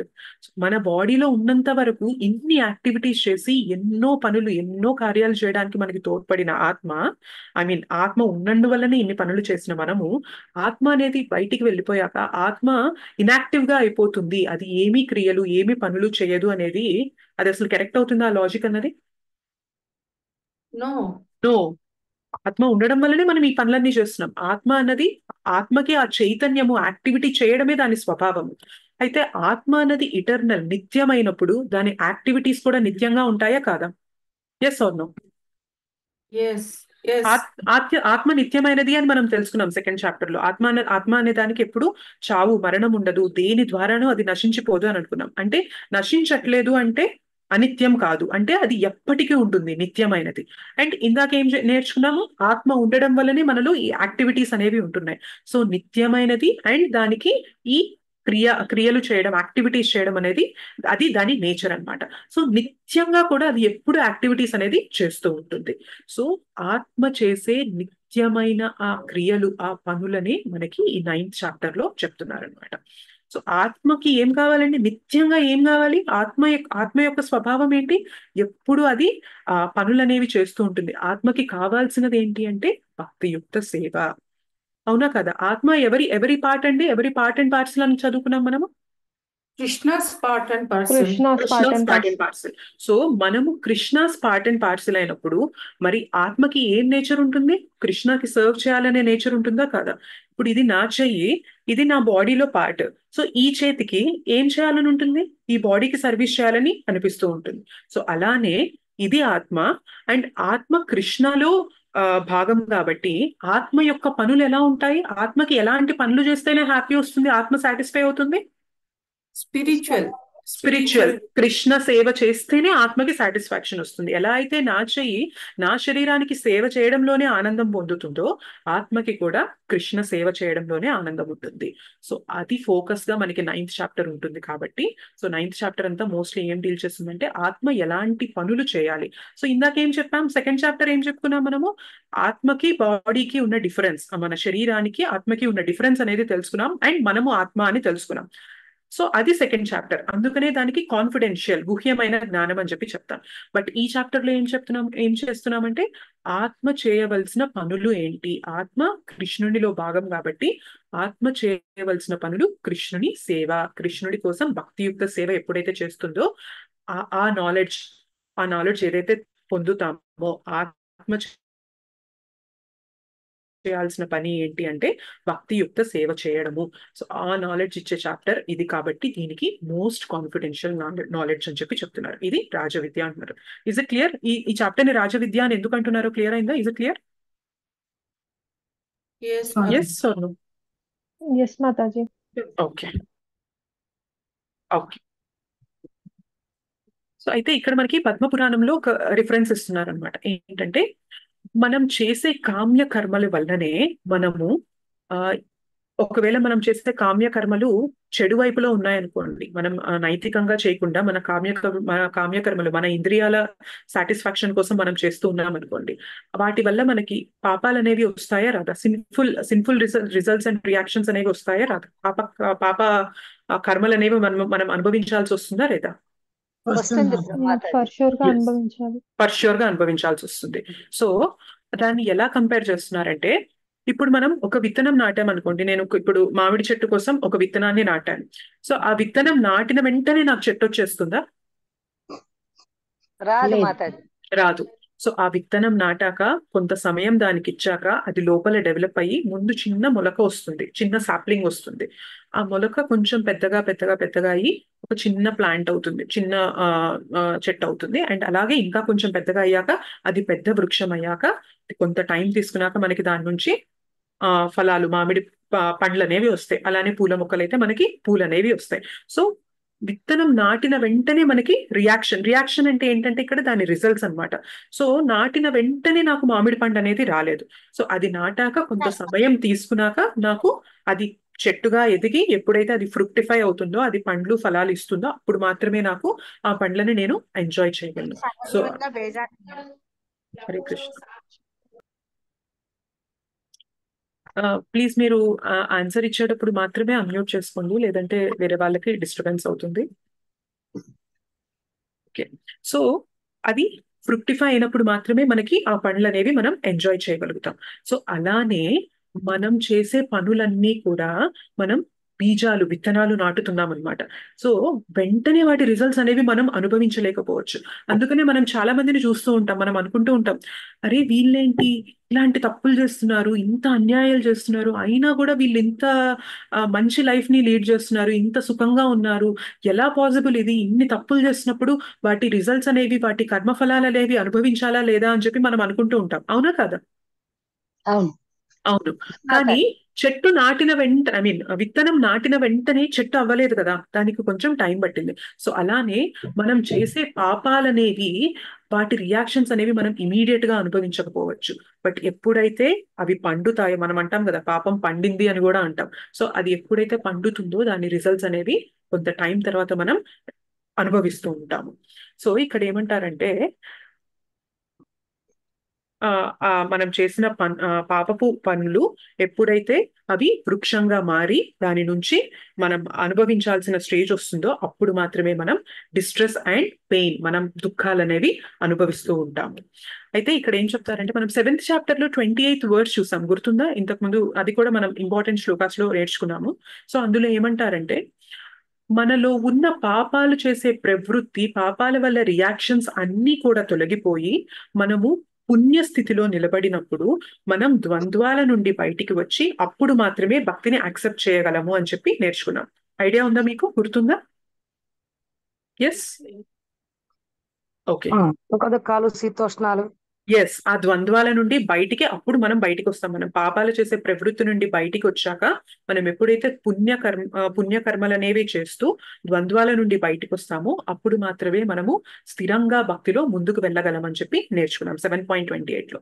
సో ఇక్కడ ఏం చెప్తున్నారంటే శ్రీల ప్రభుపాద్ కొంచెం రివర్స్ చేస్తున్నారనమాట. అంటే ఇప్పుడు మనం భక్తియుక్త సేవ చేశామనుకోండి, ఇందాక ఏం చెప్పాము, పాపాలు చేసే ప్రవృత్తి పోతే మనం భక్తియుక్త సేవ చేస్తామని అంటున్నారు అని చదువుకున్నాం 7.28లో. బట్ ఇప్పుడు ఏం చెప్తున్నారంటే, భక్తియుక్త సేవ అనేది తీసుకున్నాం అనుకోండి, దాని అర్థం ఏంటి? పాపాలు చేస్తే ప్రవృత్తి పోయినట్ట కాదా? Yes or no? Yes. So మనం ఇప్పుడు రిజల్ట్ నుంచి మాట్లాడుతున్నాం. మనం భక్తి అనే దాన్ని మనం తీసుకున్నాము, భక్తియుక్త సేవ అనేది మనం చేస్తున్నామంటే పాపాలు చేసే ప్రవృత్తి అన్నది పోతుంది. సో అదే ఇక్కడ చెప్తున్నారనమాట. మనం ఎలాంటి స్టేజ్ లో ఉండని మన పాపాలు, మేబీ విత్తనం నాటి విత్తన రూపంలో ఉండని, అవి మొలకెత్తనివ్వు, అవి వృక్షంలాగా మారనివ్వండి, అవి మనకి పండ్లు ఫలాలు ఇస్తున్ననివ్వండి, అంటే ఎలాంటి స్టేజ్ లో ఉన్న పాపాలైనా గాని, అంటే ఇప్పుడు మనం అనుభవిస్తున్నా, లేదంటే ఫ్యూచర్ లో అనుభవించాల్సినవైనా, లేదంటే ఇప్పుడు చేసిన పాపపు పనులైనా, ఇవన్నిటినీ కూడా భక్తియుక్త సేవ తీసుకోవడం వల్ల ఏమవుతుంది అంటే అన్ని పాపాలు కూడా వినాశనం అయిపోతాయని చెప్పి చెప్తున్నారనమాట. Is it clear? Yes, Yes, Madam. Okay. So Clear, Madam. దీనికి రిలేటెడ్ గా ఏమంటారంటే మనకి రామరక్ష స్తోత్రంలో ఒక శ్లోకం, ఒక వర్స్ ఉంటుంది. ఏంటంటే అర్జనం భవ బీజానాం అర్జనం సుఖ సంపదాం తర్జనం యమదూతానాం రామ రామేతి గర్జనం. సో ఫస్ట్ లైన్ లో ఏమన్నారు? భర్జనం భవ బీజానాం. బీజానాం అంటే విత్తనాలు. భవ, భవ అంటే యూజువల్ గా భవ మనం ఏమంటాం? ఈ భౌతిక ప్రపంచాన్ని మనం భవ అని అంటాం. సో సంహౌ మనము ఈ భౌతిక ప్రపంచంలో పడిపోయాము. ఏదో ఆ విత్తనాల నాటడం వల్ల మనం ఈ భౌతిక ప్రపంచంలో పడిపోయి మనం జన్మ మృత్యు జరా వ్యాధిలో ఇలా చిక్కుకుపోయాం. సో ఏమవుతుంది? అవి భర్జనం అంటే వేయించడం అనమాట. ఎప్పుడైనా మనం సీడ్స్ ని వేయించి, విత్తనాల్ని వేయించి వాటిని నాటితే వాటి నుండి మొలక వస్తుందండి? అవి ఫ్రుక్టిఫై అవుతాయా? అవదు. అవ్వదు. సో అవదు. గింజల్ని మనం వాటిని వేపినప్పుడు వాటిలో ఫ్రుక్టిఫై అయ్యే కెపాసిటీ ఏదైతే మనకి దాని నుంచి వృక్షం వచ్చి, అదే చెట్టు మొలక వచ్చి దాని నుంచి మొలక. వృక్షం మారే ఆ కెపాసిటీ అనేది పోతుంది ఆ విత్తనానికి, మనం ఫ్రై చేసినప్పుడు. సో ఇక్కడ ఏమంటున్నారు? రామ రామేతి గర్జనం. మనం ఎప్పుడైతే రామ రామ అని గర్జిస్తామో మన మన భవబంధనాలకి మూలమైన ఆ బీజాన్ని ఏం చేస్తుంది? ఆ నామము భర్జనం, వేయించేస్తుంది. దాని నుంచి మనకి వచ్చే రిజల్ట్స్ అనేవి రావు. సో ఇక్కడ అదే చెప్తున్నారనమాట. మనం భక్తి ఎప్పుడైతే తీసుకుంటామో మన పాపాలు ఏ స్టేజ్ లో ఉన్నా, నాటిన విత్తనాల్లా ఉన్నా కానీ, అవి కొంచెం పెరిగిన పాపాలైనా, మనం ఇప్పుడు అనుభవించాల్సిన పాపాలైనా, ఏవైనా కానీ అన్నిటినీ కూడా వినాశనం చేసేస్తుంది. సో భక్తికి అంత శక్తి ఉంది అని చెప్పి చెప్తున్నారు ఇక్కడ. సో ఇంకా భక్తియా? భక్తి యొక్క పొటెన్సీ, భక్తి యొక్క శక్తి అంతటిది. మన పాపాలన్నిటినీ కూడా తీసేసి నిర్మూలించేసి మనల్ని శుద్ధ స్టేజ్ కి తీసుకెళ్లగలిగినంత పవిత్రమైనది మనకి భక్తి అని చెప్పి చెప్తున్నారు. అయితే ఇక్కడ మన శ్లోకాలు ఏమంటున్నారంటే ఉత్తమమైనది, పవిత్రం ఇదం ఉత్తమం అన్నాం కదా. ఉత్తమం అంటే ఏంటంటే ట్రాన్సెండెంటల్, దివ్యమైనది అన్నమాట. సో ఉత్తమమైనది అంటే ఏంటంటే మనం భౌతిక ప్రపంచంలో చేసే వాటికి అది అతీతంగా ఉంటుంది. యూజువల్ గా మనం భక్తిలో చేసే ప్రతి పని కూడా ఒక మెటీరియలిస్ట్ చూశాడనుకోండి, ఒక భౌతికంగా జీవించి ఆయన చూశాడనుకోండి, ఏమనుకుంటారు? ఏం చేస్తున్నారు వీరు కూడా మనలాగే చేస్తున్నారు కదా, ఏముంది ఇందులో స్పెషల్ ఏముంది అని అనుకుంటారు. అవునా కదా? మేబీ ఇప్పుడు మనం ఏదైనా ఒక సర్వీస్ చేయాల్సి వచ్చింది, మనం కంప్యూటర్ రిలేటెడ్ గా ఏదైనా సర్వీస్ చేయాల్సి వచ్చింది. సో ఆ సర్వీస్ చేస్తున్నప్పుడు ఒక భౌతికవాది ఏమనుకుంటారు? ఏం చేస్తున్నారు, మనం కూడా వర్క్ చేస్తున్నాం, వీళ్ళు కూడా అలానే చేస్తున్నారు, సో ఇందులో స్పెషల్ ఏముంది అని అనుకుంటారు. కానీ ఇవన్నీ మనం ఎవరి కోసం చేస్తున్నాం? ఎవరిని సెంటర్ గా పెట్టి చేస్తున్నాం? కృష్ణాని సెంటర్ గా పెట్టి చేస్తున్నాం. సో ఇవన్నీ కూడా అతీతం అన్నమాట, త్రిగుణాలకి అతీతంగా ఉంటాయి. భక్తిలో చేసే ప్రతి పని కూడా మనకి సత్వ రజస్ తమో గుణాలకి అతీతంగా ఉంటుంది. ఇవి ట్రాన్సెండెంటల్, ఎంతో దివ్యమైనవి ఇవి. మనకు ఆ జ్ఞానం లేని వారు ఏమనుకుంటారంటే మనం చేసే పని వీరు చేసే పని కూడా అంతా ఒకటే కదా, ఏముంది డిఫరెన్స్ అని చెప్పి వాళ్ళు ఫీల్ అవుతూ ఉంటారు. అయితే భక్తి చేయడం ఎంత గ్రేట్ అండ్ ఎంత పర్ఫెక్ట్ అంటే వాటి రిజల్ట్స్ ని మనం గమనించవచ్చు, వాటిని మనం ఎక్స్పీరియన్స్ చేయవచ్చు. సో మీరు ఇది అగ్రీ చేస్తారా, చేయరా? మనం హరే కృష్ణ మహామంత్రం అనేది చాంట్ చేస్తూ మనం భగవత్ కథ అనేది వింటూ ఉన్నప్పుడు మనలో ఉన్న కోరికలు అనేవి తగ్గాయా లేదా? మన కోరికల లిస్ట్ అనేది తగ్గిందా లేదా? మాతాజీ తగ్గినాయి మాతాజీ. డెఫినెట్ గా తగ్గుతాయి. డెఫినెట్ గా మనం over a period of time maybe 6 months or 1 year చేసినా కూడా దీని రిజల్ట్స్ అనేవి మనం ఈజీగా గమనించవచ్చు అనమాట. అంటే మనలో ఉన్న ఆ కంటామినేషన్, ఆ భౌతిక పరంగా మనలో ఉన్న ఆ కలుషితం అనేది మెల్లమెల్లగా తొలగిపోతూ ఉంటుంది. సో భక్తికి ఆ పవర్ అనేది ఉంటుంది అనమాట. మేబీ మనం ఇది వేరే వాళ్ళకి ఎక్స్ప్రెస్ చేయలేము. మేబీ ఒక భౌతికంగా ఉండేవారు, భక్తిలో లేని వారికి మనం చెప్పిన వాళ్ళకి అర్థం కాదనమాట. ఇప్పుడు ఫర్ ఎగ్జాంపుల్ నాకు బాగా ఆకలిగా ఉంది. ఆకలిగా ఉన్నప్పుడు నేను అన్నం తిన్నాను అనుకోండి, నా ఆకలి తీరుతుందా లేదా? Yes or no? Yes Mataji. తీరుతుంది. ఇప్పుడు తీరిన విషయము నాకు తెలుస్తుంది. నా ఆకలి తీరింది, నేను తిన్నాను కాబట్టి నా ఆకలి తీరింది అన్నది నాకు తెలుస్తుంది. ఫర్ ఎగ్జాంపుల్, ఒక అతనికి ఈ అన్నం అంటే ఏంటో తెలీదు. సో ఇది తినడం వల్ల ఆకలి తీరుతుంది అన్న జ్ఞానం లేదనుకోండి. సో ఆయన ఏమనుకుంటాడు, అన్నం తింటే ఆకలి తీరుతుందా, అది ఎలా జరుగుతుంది అని అంటారు. మనం దానికి ఎక్స్ప్లెయిన్ చేయగలమా? అన్నం తింటే ఆకలి తీరుతుంది అన్న విషయము పక్కన వాళ్ళకి ఎక్స్ప్లెయిన్ చేస్తే అది వాళ్ళు అర్థం చేసుకోగలరా, ఒకవేళ ఆ నాలెడ్జ్ లేని వారికి? లేదు మాతాజీ. లేదు, వాళ్ళకి అర్థం కాదు. చెప్పలేం, మనం ఎక్స్ప్లెయిన్ చేయలేం. చెప్పలేం మాతాజీ. సింప్లీ ఏం చేయాలి, వాళ్ళకి అర్థం కావాలంటే వాళ్ళు కూడా అన్నం తినాలి. అన్నం తింటే వాళ్ళకి అర్థం అవుతుంది, ఓకే ఇది తినడం వల్ల నా ఆకలి తీరుతుంది. సో ఇందాక ఆయన అదే చెప్పారు, అది తింటే ఆకలి తీరింది. అది తెలుసుకోవాలంటే నేను తింటేనే నా ఆకలి తీరుతుంది. సో అలానే భక్తిలో కూడా ఆ రిజల్ట్స్ అనేవి మనం ఎక్స్పీరియన్స్ చేయగలుగుతాం. మేబీ భౌతికంగా ఉండే వారికి మనం ఆ రిజల్ట్స్ అనేవి చెప్పినా కూడా వారికి అర్థం కాకపోవచ్చు. వారికి అర్థం అవ్వాలి అంటే చేయాల్సిన పని ఏంటి అంటే, వారు కూడా ఈ భక్తిని తీసుకున్నప్పుడు మాత్రమే, ఎప్పుడైతే వారు కూడా ఈ జపం అనేది చేస్తూ భగవత్ కథ అనేది వింటూ ఉంటారో, భగవత్ సేవ అనేది చేస్తూ ఉంటారో, అప్పుడు మాత్రమే వారికి కూడా అర్థమవుతుంది మనలో వచ్చే మార్పు అనేది మనం గమనించవచ్చు అనేది.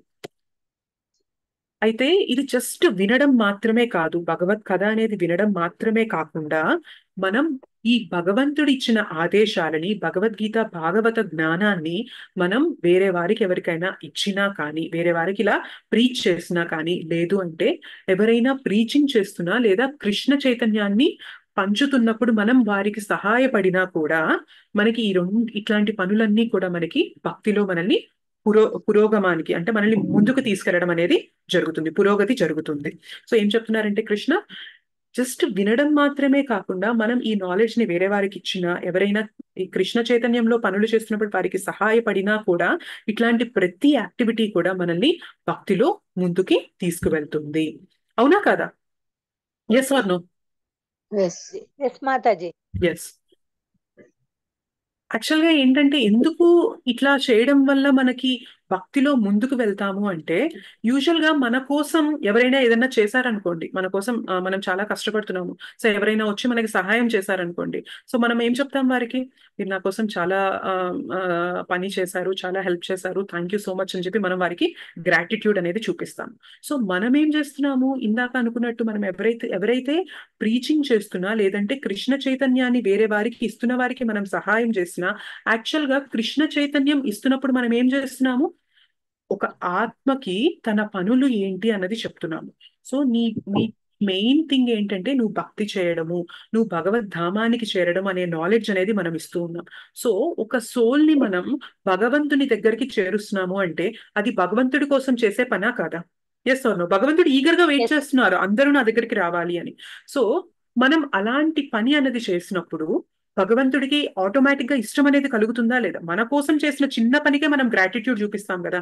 మరి భగవంతుడు అలాంటి జ్ఞానాన్ని మనం వేరే వారికి ఇచ్చి వారిని మనం భగవద్ధామానికి తొందరగా దగ్గరగా చేర్చడానికి మనం ప్రయత్నం చేస్తున్నప్పుడు భగవంతుడు అట్లాంటి పనిని ఇష్టపడతారా లేదా?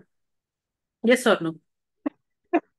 సో అందుకోసమే మనం ఎవరికైనా భక్తిలో మనం ఎవరికైనా సహాయం చేసినా గానీ, కృష్ణ చైతన్యాన్ని వేరే వారు పంచుతున్నప్పుడు వారికి మనం సహాయం చేసినా గానీ, కృష్ణ దాన్ని చాలా గ్రేట్ఫుల్ గా చూస్తారనమాట.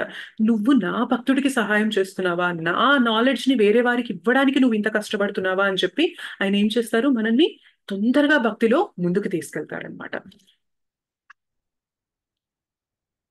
అయితే అలా చేయడం వల్ల ఏమవుతుంది, మనకి కృష్ణకి ఉన్న డిస్టెన్స్ అనేది తగ్గిపోతుంది.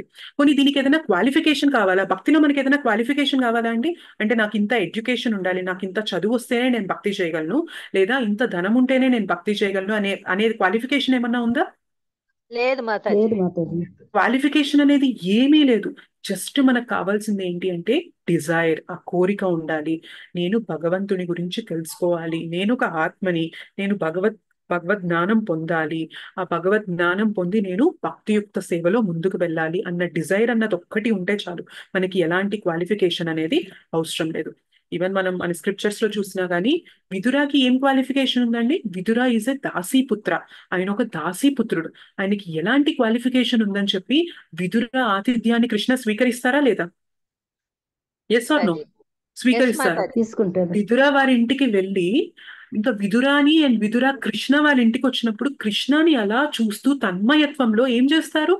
విదురాని అరటిపండు పెడదాము, కృష్ణకి అరటిపండు ఇద్దాము అని చెప్పి ఏం చేస్తుంది? అరటిపండు తొక్క ఒలిచి పండు పెట్టడం మానేసి పండు బయటపడేసి తొక్క పెడుతుంది కృష్ణకి.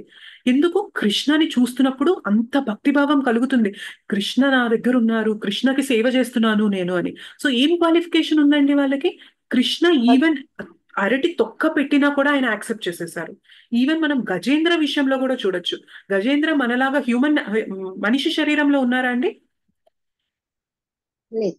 లేదు. గజేంద్ర ఒక జంతు ఏనుగు శరీరంలో ఉన్నారు. గజేంద్ర ఒక ఏనుగు. సో అంత కష్టంలో ఉన్నా కూడా కృష్ణకి అక్కడ కొలనులో ఉన్న ఒక తామర పువ్వు తీసి తన తొండంతో ఇలా ఆర్తిగా అర్పించినప్పుడు కృష్ణ పరిగెత్తుకుంటూ వచ్చారా లేదా తన కష్టాన్ని తొలగించడానికి? వచ్చారు మాతాజీ. సో గజేంద్రకి ఏం క్వాలిఫికేషన్ ఉందంటే ఆయన కనీసం మనిషి శరీరంలో కూడా లేరు, ఆయన ఒక జంతు శరీరంలో ఉన్నారు. సో ఎలాంటి క్వాలిఫికేషన్ లేదు. బట్ స్టిల్ కృష్ణ అది గజేంద్ర యొక్క ప్రేయర్స్ కి ఆయన స్పందించి గజేంద్ర కోసం వచ్చారు. అండ్ అర్జునకి ఏం క్వాలిఫికేషన్ ఉందండి? మేబీ మనం అనొచ్చు అర్జున గొప్ప యోధుడు, ధీరుడు అని చెప్పి అనుకోవచ్చు. కానీ అర్జున యోధుడు, ధీరుడు అని చెప్పి కృష్ణ అర్జునుడికి రథసారథిగా అవ్వలేదు.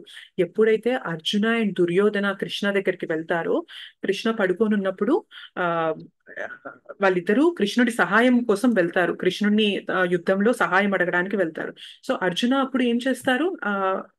నాకు నారాయణి సేన కావాలా, నారాయణుడు కావాలా అన్న క్వశ్చన్ వచ్చినప్పుడు అర్జున ఎవరిని చూస్ చేసుకుంటారు?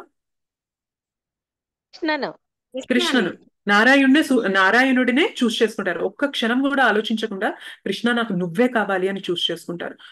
కేవలం అలా చూస్ చేసుకోవడం వల్లనే, అంటే వెనక నారాయణి సేన అంత సేన ఉన్నా కూడా మేబీ ఆ సేన తీసుకుంటే అర్జునుడి బలం పెరగచ్చేమో, కానీ అర్జునుడు ఏం చేశాడు? నాకు అదేది వద్దు కృష్ణ, నాకు నువ్వుంటే చాలు అని చెప్పి తీసుకున్నారు. సో కృష్ణని తీసుకోవడం వల్ల కృష్ణ ఏం చేసేసారు? కృష్ణ తన రథసారథిగా అయిపోయారు. సో అర్జునకి ఏం క్వాలిఫికేషన్ ఉందండి? జస్ట్ ఆ భక్తితో కృష్ణ నాకు నువ్వే కావాలి అని కోరుకోవడం వల్లనే కృష్ణని చేరుకోగలిగాడు. అండ్ కృష్ణ అన్నది అంత రెసిప్రొకేట్ అయ్యారు అర్జునతో. అండ్ అలానే మనకి ప్రహ్లాద్ ఎంత 5 ఏళ్ల బాలుడు. 5 ఏళ్ల బాలుడికి ఏం క్వాలిఫికేషన్ ఉంటుందండి? తన ఫాదర్ వల్లనే అన్ని కష్టాలు వస్తాయి. హిరణ్యకశ్యపు ఎన్నో కష్టాలు పెడతాడు ప్రహ్లాదుడికి.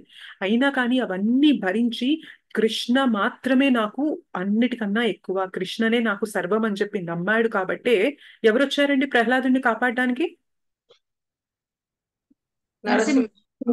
స్వామి వచ్చారు. సో ఏం క్వాలిఫికేషన్ ఉంది ప్రహ్లాద్ మహారాజ్ కి? నథింగ్, జస్ట్ భక్తి ఉంది కాబట్టే నరసింహస్వామి వచ్చి ప్రహ్లాదుడిని కాపాడారు. అండ్ మనం జటాయు విషయంలో కూడా చూడొచ్చు. జటాయుకి ఏం క్వాలిఫికేషన్ ఉందండి? జటాయు ఒక పక్షి. తను సీతమ్మని రావణుడు ఎత్తుకుపోతున్నప్పుడు సీతమ్మని కాపాడడానికి నానా విధాల శతవిధాల ప్రయత్నిస్తాడు. కాపాడలేకపోతాడు జటాయు. రావణుడు ఎవరైతే ఉంటారో రావణుడు మొత్తం ఆ జటాయు రెక్కల్ని విరిచేసి కింద పడేస్తారు. సో జటాయు తన ప్రయత్నం అనేది చేస్తాడు. ఎందుకోసం చేస్తాడు ఇది? రాముడి సేవగా చేస్తారు. రాముడు వచ్చాడా రాలేదా జటాయు దగ్గరికి? ఎస్ మాతాజీ. వచ్చి తన అంత్యక్రియలు కూడా చేస్తారనమాట. జటాయు యొక్క అంత్యక్రియలు చేస్తారు. సో మనం డిస్కస్ చేసుకునే ప్రతి ఒక్కరికి ఏం క్వాలిఫికేషన్ ఉందండి? నథింగ్, ఏమీ లేదు.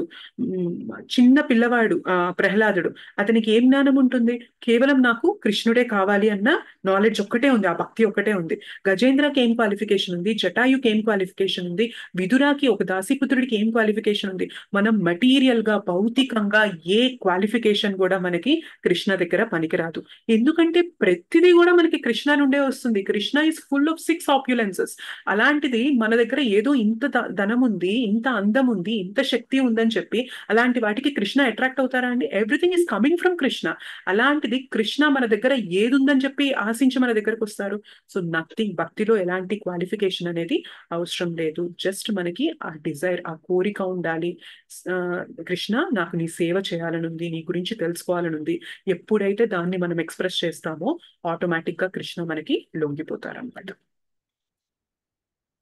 ఓకే. సో అందుకనే భక్తి అనేది చాలా చాలా ప్యూర్, ఎంతో పవిత్రమైనది. జస్ట్ భక్తి చేయడంతోనే మనం మనం మనం మన ఉనికిని మనం పవిత్రీకరణ చేసుకోవచ్చు అనమాట. మన సింపుల్ రియాక్షన్స్ అన్నీ పోతాయి అండ్ మనం చాలా పవిత్రులం కూడా అయిపోతాం అనమాట. భక్తికి అంత శక్తి ఉంటుంది. సో ఇక్కడ మనకి ఏం చెప్తారంటే శ్రీల ప్రభుపాద్ నారద ముని ఎగ్జాంపుల్ చెప్తారు. సో నారద ముని పూర్వజన్మలో ఎవరండి? ఇందాక మనం పర్పోర్ట్లో చదివాం కదా. అంతకు ముందు జన్మలో దాసీపుత్రుడు. దాసీపుత్రుడు. కరెక్ట్. నారద ముని అంతకు ముందు తన లైఫ్, నారద మునిగా రాకముందు ప్రీవియస్ లైఫ్ లో ఆయన ఒక దాసీపుత్రుడు. అయితే నారద ముని అదేదో దాసీపుత్రుడు అంటే ఇంకా ఆయనకి పెద్ద ఫ్యామిలీ, గొప్ప ఫ్యామిలీలో లేదు, గొప్ప సంపద అనేవి ఏమీ లేదనమాట. సింపుల్ సర్వీసెస్ అనేవి చేసుకుంటూ వాళ్ళు వాళ్ళ జీవితాన్ని సాగిస్తూ ఉండేవారు. అయితే ఒకసారి ఏమవుతుందంటే ఒక 4 నెలల పాటు ఎంతో మంది గొప్ప భక్తులు ఆ ప్లేస్ కి వస్తారు. సో నారద ముని వాళ్ళ మదర్ ఏం చేస్తారంటే ఆ సాధువులందరికీ కూడా ఎంతో సేవ చేస్తూ ఉంటుంది అనమాట. సో నారద ముని వాళ్ళ అమ్మతో ఉంటారు కాబట్టి, పూర్వజన్మలో చెప్తున్నాను ఇదంతా. సో ఆవిడ ఏదైతే సర్వీసెస్ అనేవి చేస్తూ ఉంటారో నారద ముని కూడా ఆవిడకి అంతే సహాయం అనేది అందిస్తూ ఉంటారనమాట. ఆవిడ సాధువులకి సహాయం చేస్తూ ఉంటే వాళ్ళ అమ్మ చేసే పనులకి ఆయన సహాయం అందిస్తూ ఉంటారు. ఒక్కొక్కసారి ఏమవుతుందంటే వాళ్ళమ్మ వేరే పని మీద పక్కకి వెళ్ళినా కూడా నారద ముని ఏం చేస్తారంటే ఆ సాధు సేవనే తను చేయాల్సిన పనిగా తీసుకొని ఆ సాధువులకి ఎంతో సేవ చేసేవారు అనమాట. సో ఆ సాధువులు తిన్న తర్వాత ఆ ప్లేట్స్ ఏవైతే ఉంటాయో వాటిని, ఆ ఉచ్చిష్టాన్ని నారద ముని క్లీన్ చేస్తున్నప్పుడు అడుగుతారనమాట ఆ సాధువుల్ని, నేను వీటిని స్వీకరించచ్చా, మీ ఉచ్చిష్టాన్ని, మీరు తీసుకున్న పదార్థాన్ని నేను స్వీకరించచ్చా అని అడుగుతారు. సో ఆ సాధువులు చెప్తారు, నువ్వు స్వీకరించచ్చు అని చెప్పి ఆ బాబుకి చెప్తారు. సో ఎప్పుడైతే ఆ నారద ముని ఆ ఉచ్చిష్టాన్ని తింటూ ఆ సాధువులకి సేవ చేస్తూ ఉంటారో ఆ నారద మునికి ఆ సాధువులలో ఉన్న గుణాలనేవి నారద మునిలో కూడా రావడం అనేది స్టార్ట్ అవుతుంది. సో సాధువులు యూజువల్ గా ఏం చేస్తూ ఉంటారంటే వాళ్ళు ఎప్పుడు కూడా భగవత్ స్మరణలో ఉంటారు, భగవత్ సేవలో ఉంటారు, భగవంతుని గురించే ధ్యానిస్తూ ఉంటారు. సో నారద ముని వీళ్ళ సాంగత్యంలోకి రావడం వల్ల, వీళ్ళ సేవ చేయడం వల్ల, వీళ్ళు తిన్న ఉచ్చిష్టాన్ని స్వీకరించడం వల్ల, వీటన్నిటి వల్ల ఏమైందంటే మెల్లగా ఆ రుచి అనేది నారద మునిలో స్టార్ట్ అవ్వడం అనేది మొదలైంది. అంటే నారద మునిలో స్టార్ట్ అయింది. తనకి కూడా భగవంతుని గురించి వినాలి అనే కోరిక కలిగింది. భగవంతుని గురించి చెప్పాలి, భగవంతుని లీలలు, నామరూప గుణ లీలల గురించి తెలుసుకోవాలనే కోరిక అనేది నారద మునిలో స్టార్ట్ అయింది. సో అలా ఆయన ఆ కోరిక అనేది దాన్ని బలపరుచుకోగా నెక్స్ట్ లైఫ్ లో ఏమైపోయారు ఆయన? నారద మునిగా మనకి నెక్స్ట్ లైఫ్ లో ఆయన లైఫ్ అనేది తీసుకున్నారు. సో ఇక్కడ ఏం జరిగిందండి? నారద మునికి ఏం క్వాలిఫికేషన్ ఉందండి? ఏదన్నా గొప్ప వెల్తీ ఫ్యామిలీలో పుట్టారా, లేదంటే గొప్ప విద్య అనేది తీసుకొని ఆయన భక్తిలో ముందుకెళ్లారా? ఏముంది నారద మునికి? ఏమీ లేదు.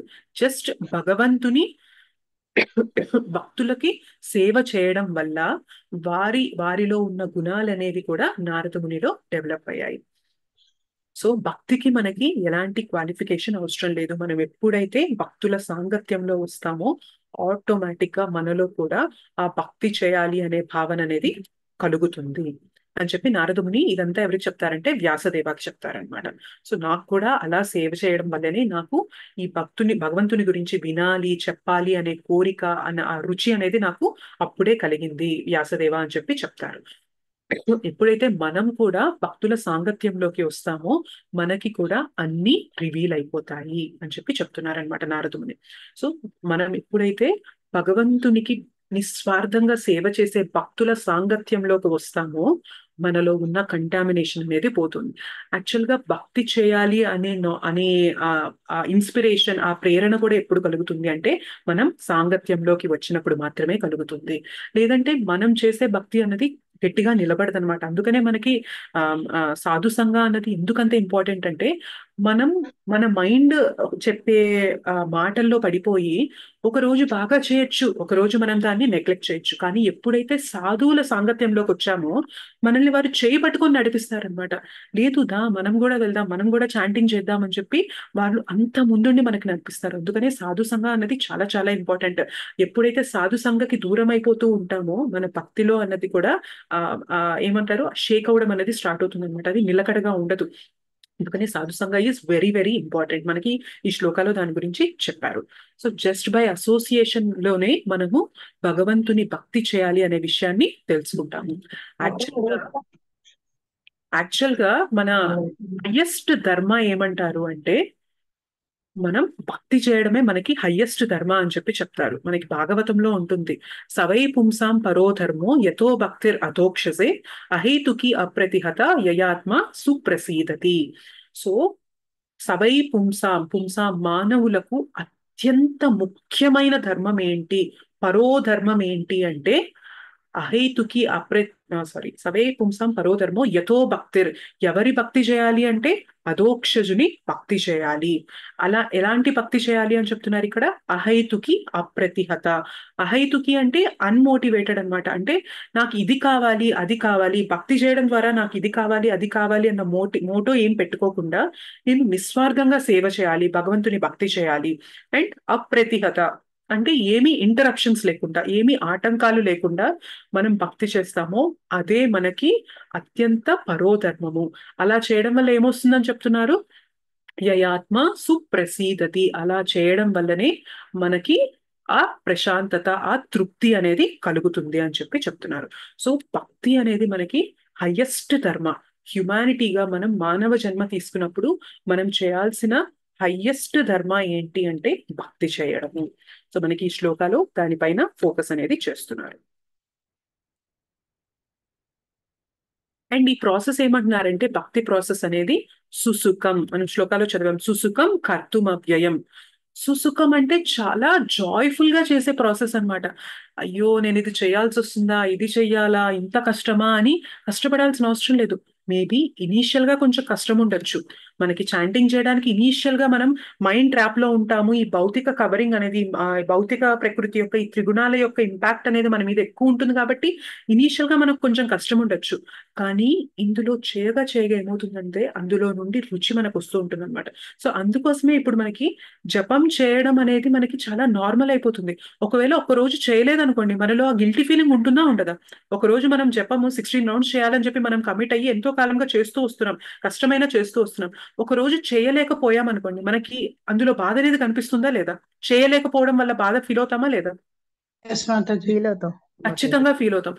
ఒకప్పుడు చేయడానికి పడిన బాధ ఇప్పుడు చేయలేకపోయానే అని బాధపడుతున్నామంటే ఈ ప్రాసెస్ లో ఆనందం ఉందా లేదా? ఆనందం ఉంది కాబట్టే ఇవాళ నేను చేయలేకపోయాను అన్న బాధ అనేది మనం ఫీల్ అవుతున్నాం. సో ఇట్ ఇస్ అంటే చాలా చాలా ఎంతో ఆనందకరమైన సుఖమైన ప్రాసెస్ అన్నమాట. సింపుల్ గా మనం చక్కగా భగవంతుని కథ అనేది వింటూ, భగవన్ నామం అనేది స్మరిస్తూ, భగవంతుడికి పెట్టిన నైవేద్యం అనేది తింటూ హ్యాపీగా మనం భక్తిలో మనం ముందుకు వెళ్ళొచ్చు అనమాట. సో మనం ఇక్కడ ధ్రువ మహారాజ్ లాగా కష్టపడాల్సిన అవసరం లేదు. ఎంతో ఆస్టెరిటీస్ చేశారు ఆయన. తిండి మానేసి, నిద్ర మానేసి, నీరు తీసుకోవడం మానేసి, అండ్ గాలి తీసుకోవడం మానేసి, ఇవన్నీ మానేసి ఆయన కష్టపడాల్సి వచ్చింది. మనకి శ్రీల ప్రభుపాద ఇచ్చిన, మన ఆచార్యస్ ఇచ్చిన భక్తి అంత కష్టంగా ఉందా అండి?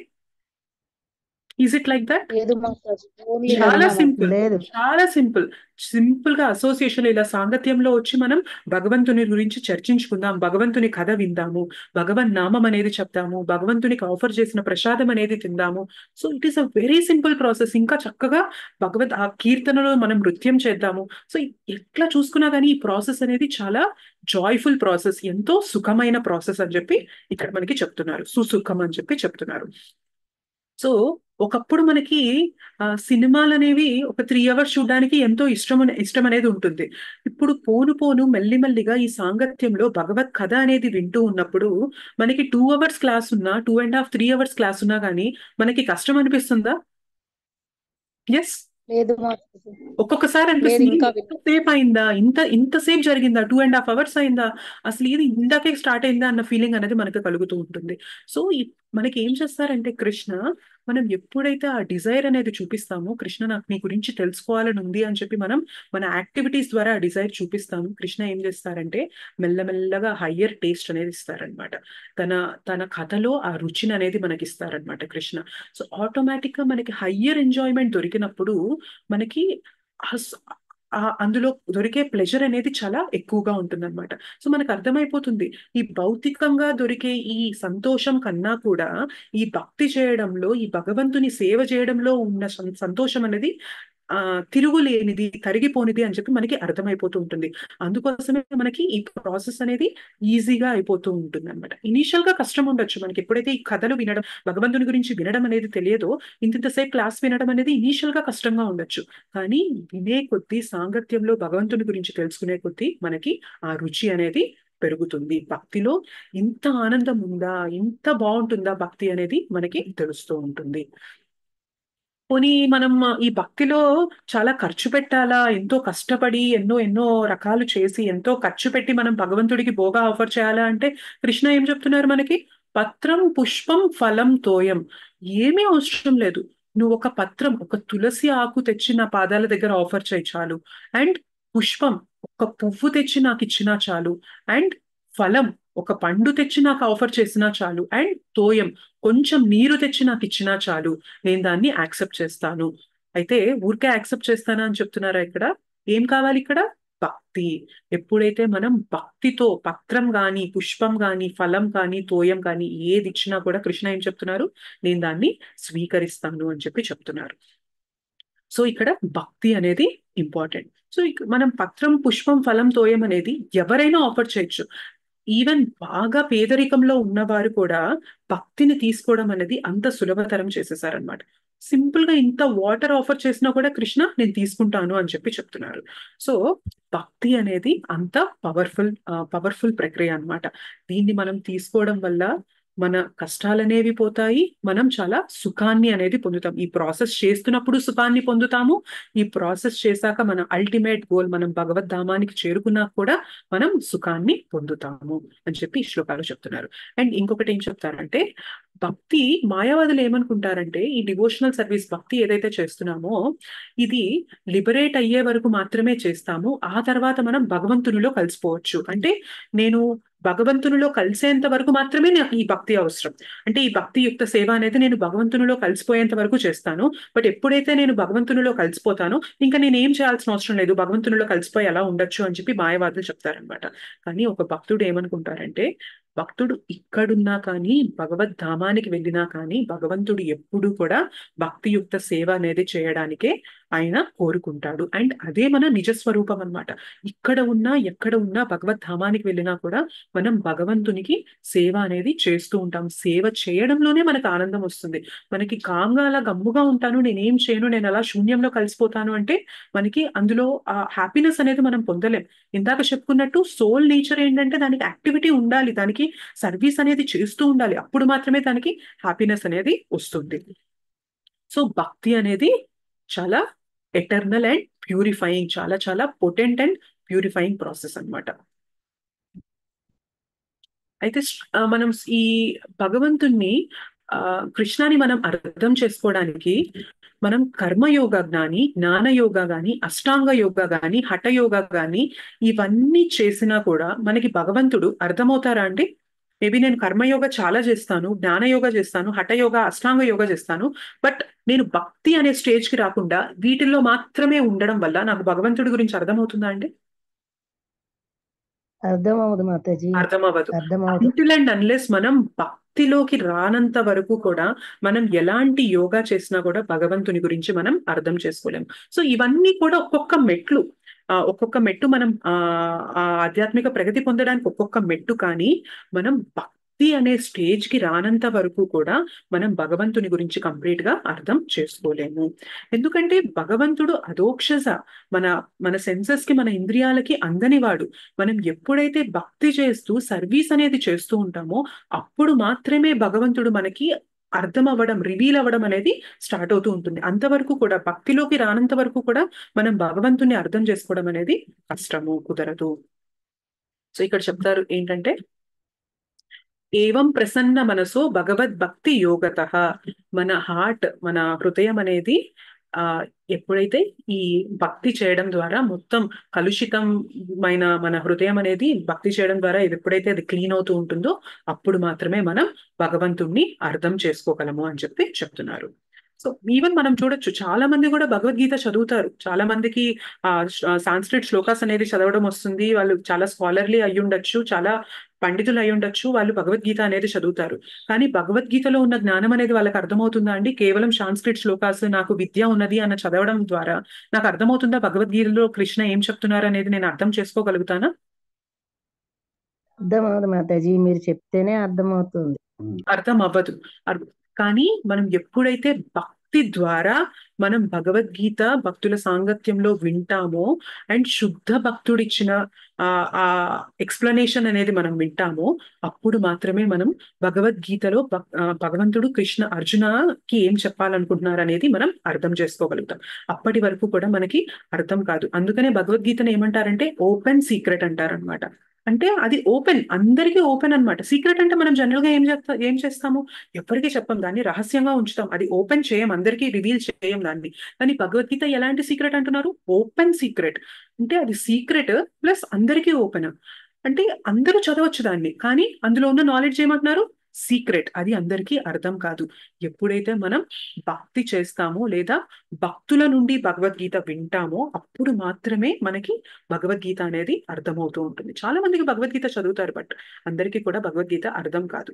ఈవెన్ మనలో కూడా ఇనీషియల్ గా భగవద్గీత చదివినప్పుడు కొంతవరకు అర్థమై ఉండొచ్చు, కానీ మనం చాంటింగ్ చేసే కొద్దీ, మనం కృష్ణకి సేవ చేసే కొద్దీ, మనం భగవద్గీత మళ్ళీ చదువుతున్నప్పుడు అందులో ఉన్న నాలెడ్జ్ అనేది ఇంకా బెటర్ గా అర్థమైన ఫీలింగ్ మీకు కలిగిందా లేదా? Yes or no? Yes yes. Mataji. Initial గా మనం చదివినప్పుడు మనకు కూడా అర్థం కాదు, ఎందుకంటే మనకు కూడా అంత భక్తి భావం ఉండదు కాబట్టి ఇనీషియల్ గా మనకు కూడా అంత అర్థం కాదు. బట్ ఎప్పుడైతే మనం భగవంతుని నామం అనేది తీసుకుంటూ ఉంటామో మనలో ఉన్న కంటామినేషన్ అనేది క్లియర్ అయిపోతూ ఉంటుంది అండ్ భగవంతుని కోసం సేవ అనేది చేస్తూ ఉంటామో అప్పుడు మాత్రమే భగవంతుడు అసలు ఏం చెప్పాలనుకుంటున్నారు, ఇందులో ఇంత దాగి ఉందా అనేది మనకి అర్థం అవ్వడం అనేది స్టార్ట్ అవుతూ ఉంటుంది. సో భక్తి అనేది చాలా ఇంపార్టెంట్. అన్ని మనకి జ్ఞానం అనేది ఇక్కడ ఇలా అవైలబుల్ గా ఉన్నా కూడా భక్తిలోకి రానంత వరకు, ఆ భక్తి యొక్క భావం అనేది మనకి లేనంత వరకు కూడా ఇది అర్థం చేసుకోలేము. సో ఫైనల్ గా సమ్మరీ ఏంటంటే, మనకి ఈ చాప్టర్ ని రాజ విద్య అని ఎందుకు అంటున్నారు అంటే, మనము ఆత్మ అని తెలుసుకున్నాం సెకండ్ చాప్టర్ లో, కానీ ఆత్మ చేయాల్సిన పనులు ఏంటి, ఆత్మకి హయ్యెస్ట్ ధర్మ ఏంటి, మనకున్న హయ్యెస్ట్ ధర్మ ఏంటి, భగవంతుని సేవ చేయడము. సో అది ఇక్కడ ఆత్మ చేసే పని అని చెప్పి మనకి చెప్తున్నారు. కాబట్టి ఈ నాలెడ్జ్ అనేది రాజ విద్య, మోస్ట్ కాన్ఫిడెన్షియల్ నాలెడ్జ్ అని చెప్పి చెప్తున్నారు. అండ్ మన హయ్యెస్ట్ ధర్మ, పరో ధర్మ ఏంటి అన్నది కూడా తెలుపుతుంది ఈ చాప్టర్. అండ్ ఈ భక్తి అనేది ఏంటి, సుసుఖం, చాలా చాలా ఈజీగా చేయొచ్చు, చాలా చాలా ఆనందంగా చేయొచ్చు ఈ ప్రాసెస్ అనేది అని చెప్పి చెప్తున్నారు. సో ఒకసారి ఏమైందంటే, శ్రీల ప్రభుపాద్ దగ్గరికి ఒక ఆయన వస్తారు. ఒక ఆయన వచ్చి అడుగుతారు, నాకు భగవంతుడు అయిపోవాలని ఉంది శ్రీల ప్రభుపాద్ అని చెప్పి అడుగుతారు అనమాట. అయితేను, అవునా నీకు భగవంతుడు అవ్వాలని ఉందా అంటే, అవును నాకు భగవంతుడు అయిపోవాలని ఉంది, నన్ను ఇమీడియట్ గా భగవంతుడిని చేసేయండి అని చెప్పి అడుగుతారు అనమాట. సో శ్రీల ప్రభుపాద్ అంటారు, అయితే నువ్వు భగవంతుడు ఎందుకు అవ్వాలనుకుంటున్నావు, నిన్ను భగవంతుడి కన్నా పెద్ద పొజిషన్ కి తీసుకెళ్తాను, నీకు అది ఓకేనా అని అంటారు అనమాట. అవునా, భగవంతుడి కన్నా పెద్ద పొజిషన్ ఉంటుంది, అది ఎలా పాసిబుల్, భగవంతుడే కదా అందరికన్నా అల్టిమేట్ అని చెప్పి అంటారు. లేదు లేదు, భగవంతుడి కన్నా కూడా పెద్ద పొజిషన్ ఉంది, నీకు ఇష్టమైతే నేను ఆ పొజిషన్ కి నిన్ను తీసుకెళ్తాను, నువ్వు యాక్సెప్ట్ చేస్తాను అంటారు అనమాట. సో ఆయన అంటారు, అవునా అయితే నాకు యాక్సెప్ట్ చేయాలని ఉంది, నేను భగవంతుడిని కూడా శాసించే పొజిషన్ కి నాకు వెళ్ళాలని ఉంది, ఆ పెద్ద పొజిషన్ కదా అని అంటారు. సో ఆయన ఏం చేస్తారంటే, ఎక్కడైతే ఒక ఫోటో చూపిస్తారనమాట. ఆ ఫోటోలో ఏముంటుందంటే, యశోదమయ్య స్టిక్ పట్టుకొని కృష్ణ వైపు చూపిస్తూ ఉంటే కృష్ణ దానికి భయపడుతూ పరిగెడుతూ ఉంటారనమాట. సో అది చూపించి శ్రీల ప్రభుపాద్ చెప్తారనమాట, ఇక్కడ చిన్న బాబు రూపంలో ఉన్నారు కదా ఆయన భగవంతుడు, వెనక స్టిక్ పట్టుకొని ఉన్నారు చూసారా, ఆవిడ యశోదమయ్య. సో ఈవిడ ఎవరంటే, ఈయన భక్తురాలన్నమాట యశోదమయ్య. సో ఇప్పుడు నువ్వు భగవంతుడు అవ్వాలనుకుంటున్నావా, భగవంతుడి కన్నా పెద్ద పొజిషన్ లోకి, ఆయన భక్తుని పొజిషన్ లోకి అవ్వాలనుకుంటున్నావా అని అడిగితే, అవును భగవంతుడే భయపడి పారిపోతున్నారు భక్తుల చేతిలో స్టిక్ చూసి, నాకు భక్తుల పొజిషనే బాగుంది, నేను భక్తుడిని అయిపోవాలనుకుంటున్నాను, నేను భగవంతుడిని కూడా శాసించవచ్చు ఇలా ఉంటే అని చెప్పి అంటారనమాట. సో అదే మనం కృష్ణ చైతన్యంలో, ఇస్కాన్ లో మనం కృష్ణ చైతన్యంలో ఏం చేస్తున్నాము, భగవద్భక్తిని ఇస్తున్నాం అనమాట. సో ఎప్పుడైతే భగవద్గీత భాగవతం రూపంలో హరే కృష్ణ మహామంత్రం అనేది మనం చాంటింగ్ చేస్తూ ఉంటామో మనం ఏమవుతాము, భక్తులం అయిపోతాం. సో భక్తి ప్రాసెస్ ఎంత ఎంత ఇంపార్టెంట్, ఎంత పవిత్రమైనది, ఎంత ముఖ్యమైనది అంటే ఈవెన్ భగవంతుడు కూడా మన ఆధీనంలోకి వచ్చేస్తారు. మనం ఇందాక స్టోరీలో చెప్పుకున్నట్టు యశోదమయ్య చేతిలో ఉన్న కర్రకి యశోదమయ్యకి భయపడుతూ కృష్ణ పరిగెడుతున్నారు. సో భక్తి అనే ప్రాసెస్ అనేది ఈవెన్ భగవంతుణ్ణి కూడా మన ఆధీనంలోకి తీసుకొస్తుంది. అది అంత ముఖ్యమైన ప్రాసెస్. మన లైఫ్ లో చేయాల్సిన highest thing, most important thing ఏంటి అంటే భక్తి. పరమధర్మం ఏంటి అంటే భక్తి. సో దాని గురించే ఈ చాప్టర్ ఉంటుంది కాబట్టి ఈ చాప్టర్ ని మనం రాజవిద్య అండ్ మోస్ట్ కాన్ఫిడెన్షియల్, ఎంతో అత్యంత గుహ్యమైన జ్ఞానం అని చెప్పి దీనికి ఆ పేరు పెట్టడం జరిగింది. So this is about chapter 9.2. Is it clear అండి? క్లియర్ గానే చెప్పగలిగానా మీకు? Yes, Mataji. Mataji clear Mataji, clear okay Mataji. Okay. So ఏమైనా క్వశ్చన్స్ ఉన్నాయండి మీకు? మేబీ నేను ఆన్సర్ చేయగలిగితే ట్రై చేస్తాను.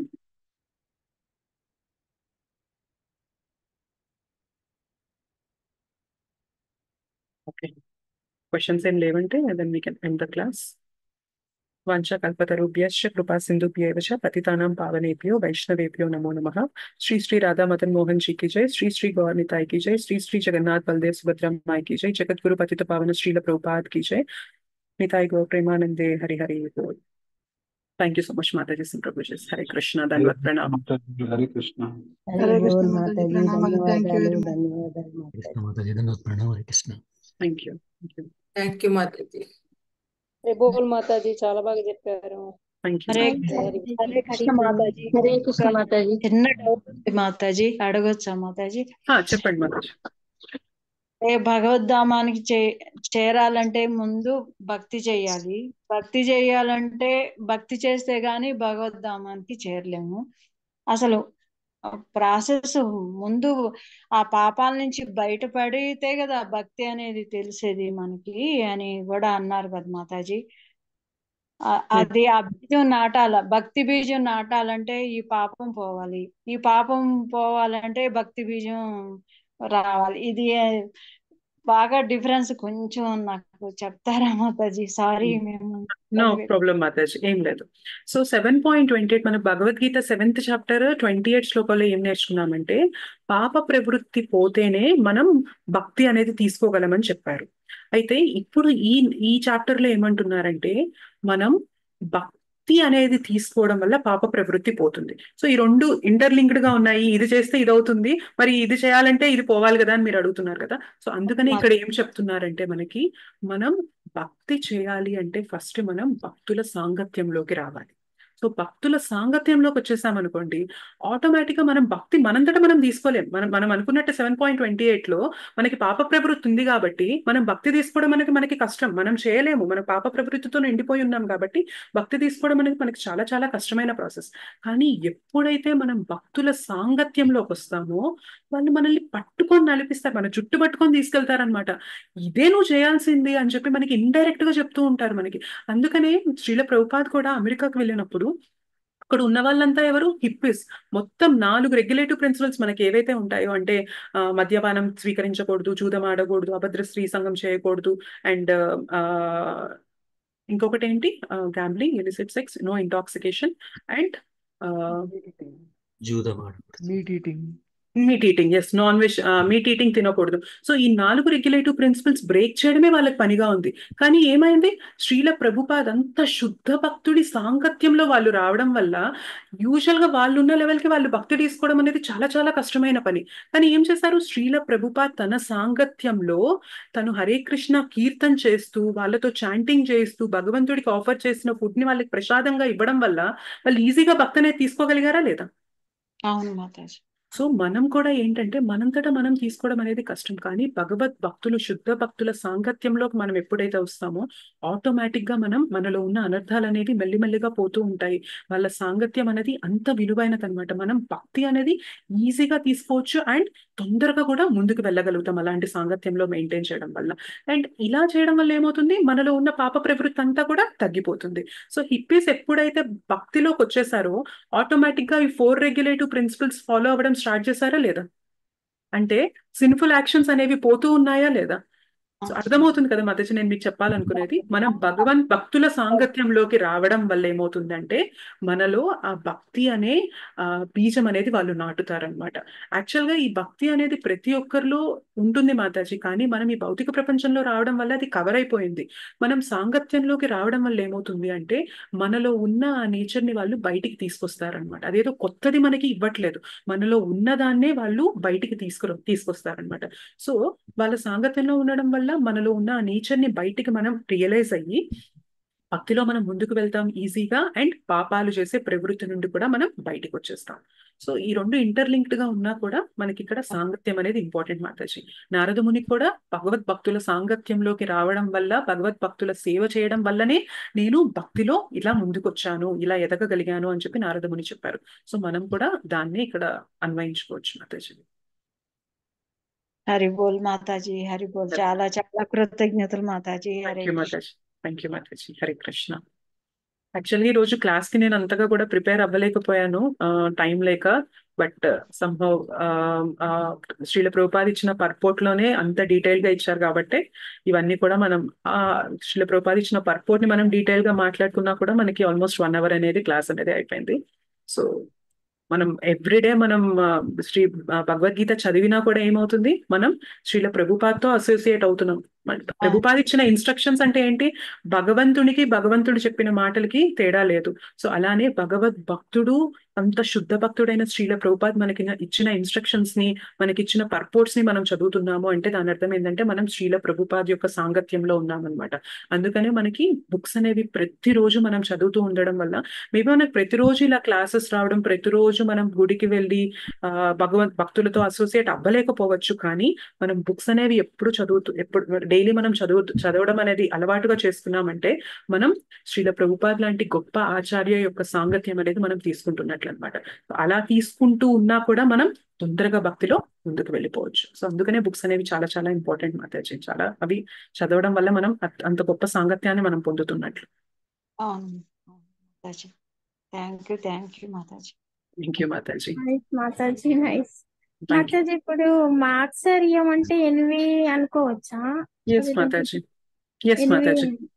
ఎస్. కామ క్రోధ లోభ మోహ మద మాత్సర్యం అంటే ఎన్వీనే అంటారు Mataji. Jealous feeling, envy feeling, అదే ఎన్వియస్ అంటారు కదా, అదే. ఎస్ మాతాజీ. మన అర్జున కూడా అందుకే చెప్తారు కృష్ణ. చాలా మందికి కూడా కృష్ణ పైన జలసీ ఉంటుందన్నమాట. మేబీ అది ఎక్స్ప్రెస్ చేయలేకపోవచ్చు, కానీ కృష్ణ పైన ఎందుకు జలసీ ఉంటుందో అనుకుంటాం, కానీ కృష్ణ పైన జలసీ ఉండడం అంటే ఏంటంటే నేను కూడా కంట్రోలర్ అయిపోవాలి, నేను కూడా అందరినీ శాసిస్తూ ఉండాలి అన్న ఫీలింగ్ రావడం. అంటే అర్థం ఏంటి, మనం కృష్ణ పొజిషన్ కావాలి అనుకుంటున్నాం, కృష్ణ పైన అసూయ చూపిస్తున్నాం, వ్యక్తపరుస్తూ ఉన్నాం అనమాట. సో అది కూడా మాత్సర్యం కిందనే వస్తుంది. అర్జునకి ఎందుకు చెప్తారంటే అర్జునకి ఆ ఫీలింగ్ ఉండదు. Arjuna is never envious of Krishna. అందుకని ఈ జ్ఞానం అనేది కృష్ణ అర్జునకి ఇస్తున్నారు, అండ్ అర్జున కూడా దాన్ని అర్థం చేసుకోగలుగుతున్నారు. అంటే one of anarthas. Yes Mataji, one of anarthas. In fact మనం ఇక్కడికి రావడానికి కూడా ఒక రీజన్ ఆ అనర్థ అని కూడా అంటారు మాతాజీ. ఎస్, గోలోక నుంచి కూడా మనం ఇక్కడికి రావడానికి రీజన్ అదే అంటారు అనమాట. మనం కృష్ణుడి పైన ఎన్వియస్ ఫీలింగ్ చూపించాం కాబట్టే, నేను కంట్రోలర్ అవ్వాలి, నేను శాసించాలి అన్న ఫీలింగ్ మనం చూపించాం కాబట్టి కృష్ణ ఏం చేశారంటే, సరే నువ్వు ఇక్కడ ఉంటే నువ్వు కంట్రోల్ చేయలేవు, నువ్వేమో చెప్పిన మాట వినడం లేదు, నీకు ఇదే బాగుంటుందంటే నువ్వు వినడం లేదు, నువ్వు కంట్రోలర్ అవ్వాలనుకుంటున్నావు కదా, నీ కోసం ఈ భౌతిక ప్రకృతిని నేను సృష్టిస్తాను, ఇక్కడికి వెళ్ళి నువ్వు కంట్రోలర్ అవ్వు అని అనుకుంటా అని చెప్తారనమాట. సో మనం ఇక్కడికి వచ్చి ఏం చేస్తాము, మనం మన పిల్లల మీదనో మన వాళ్ళ మీదనో మనం కంట్రోల్ చూపించడానికి ప్రయత్నం చేస్తూ ఉంటాం. కానీ at the end of the day మనకు అర్థమవుతుంది అనమాట. అంటే కొంతకాలం తర్వాత, ఎన్నో జన్మల తర్వాత మనం తెలుసుకుంటూ ఉంటాం, మనం మన కంట్రోల్లో ఏదీ లేదు, మనమే ఈ మాయ కంట్రోల్లో ఉన్నాము. మనము కృష్ణాని ఎప్పుడైతే సుప్రీం కంట్రోలర్ గా యాక్సెప్ట్ చేస్తామో ఈ బాండేజెస్ నుండి అన్నిటి నుండి మనం బయటికి వచ్చేసి మనం భగవద్ధామానికి వెళ్ళొచ్చు అన్న విషయం మనం తెలుసుకుంటాం అనమాట. ఆ మాత్సర్యం అన్న ఫీలింగ్ వల్లనే మనం ఇక్కడికి రావడానికి అదొక reason Mataji.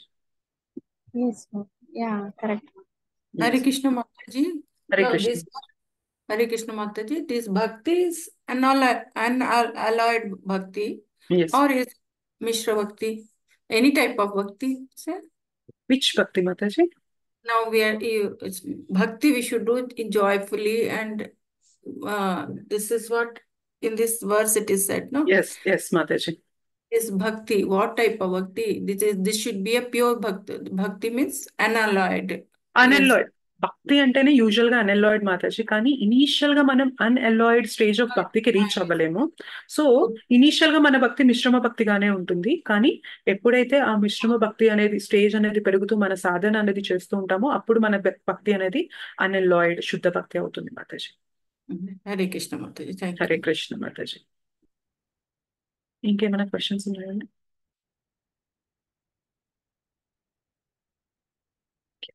Thank you so much.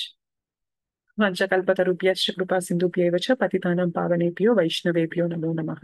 Shri Shri Radha Madan Mohan ji की जय, श्री श्री गौर निताई की जय, श्री श्री जगन्नाथ बलदेव सुभद्रा माई की जय, श्रील प्रभुपाद की जय, श्रीमद् भगवद गीता की जय. निताई गौर प्रेमानंद देव हरि हरि बोल.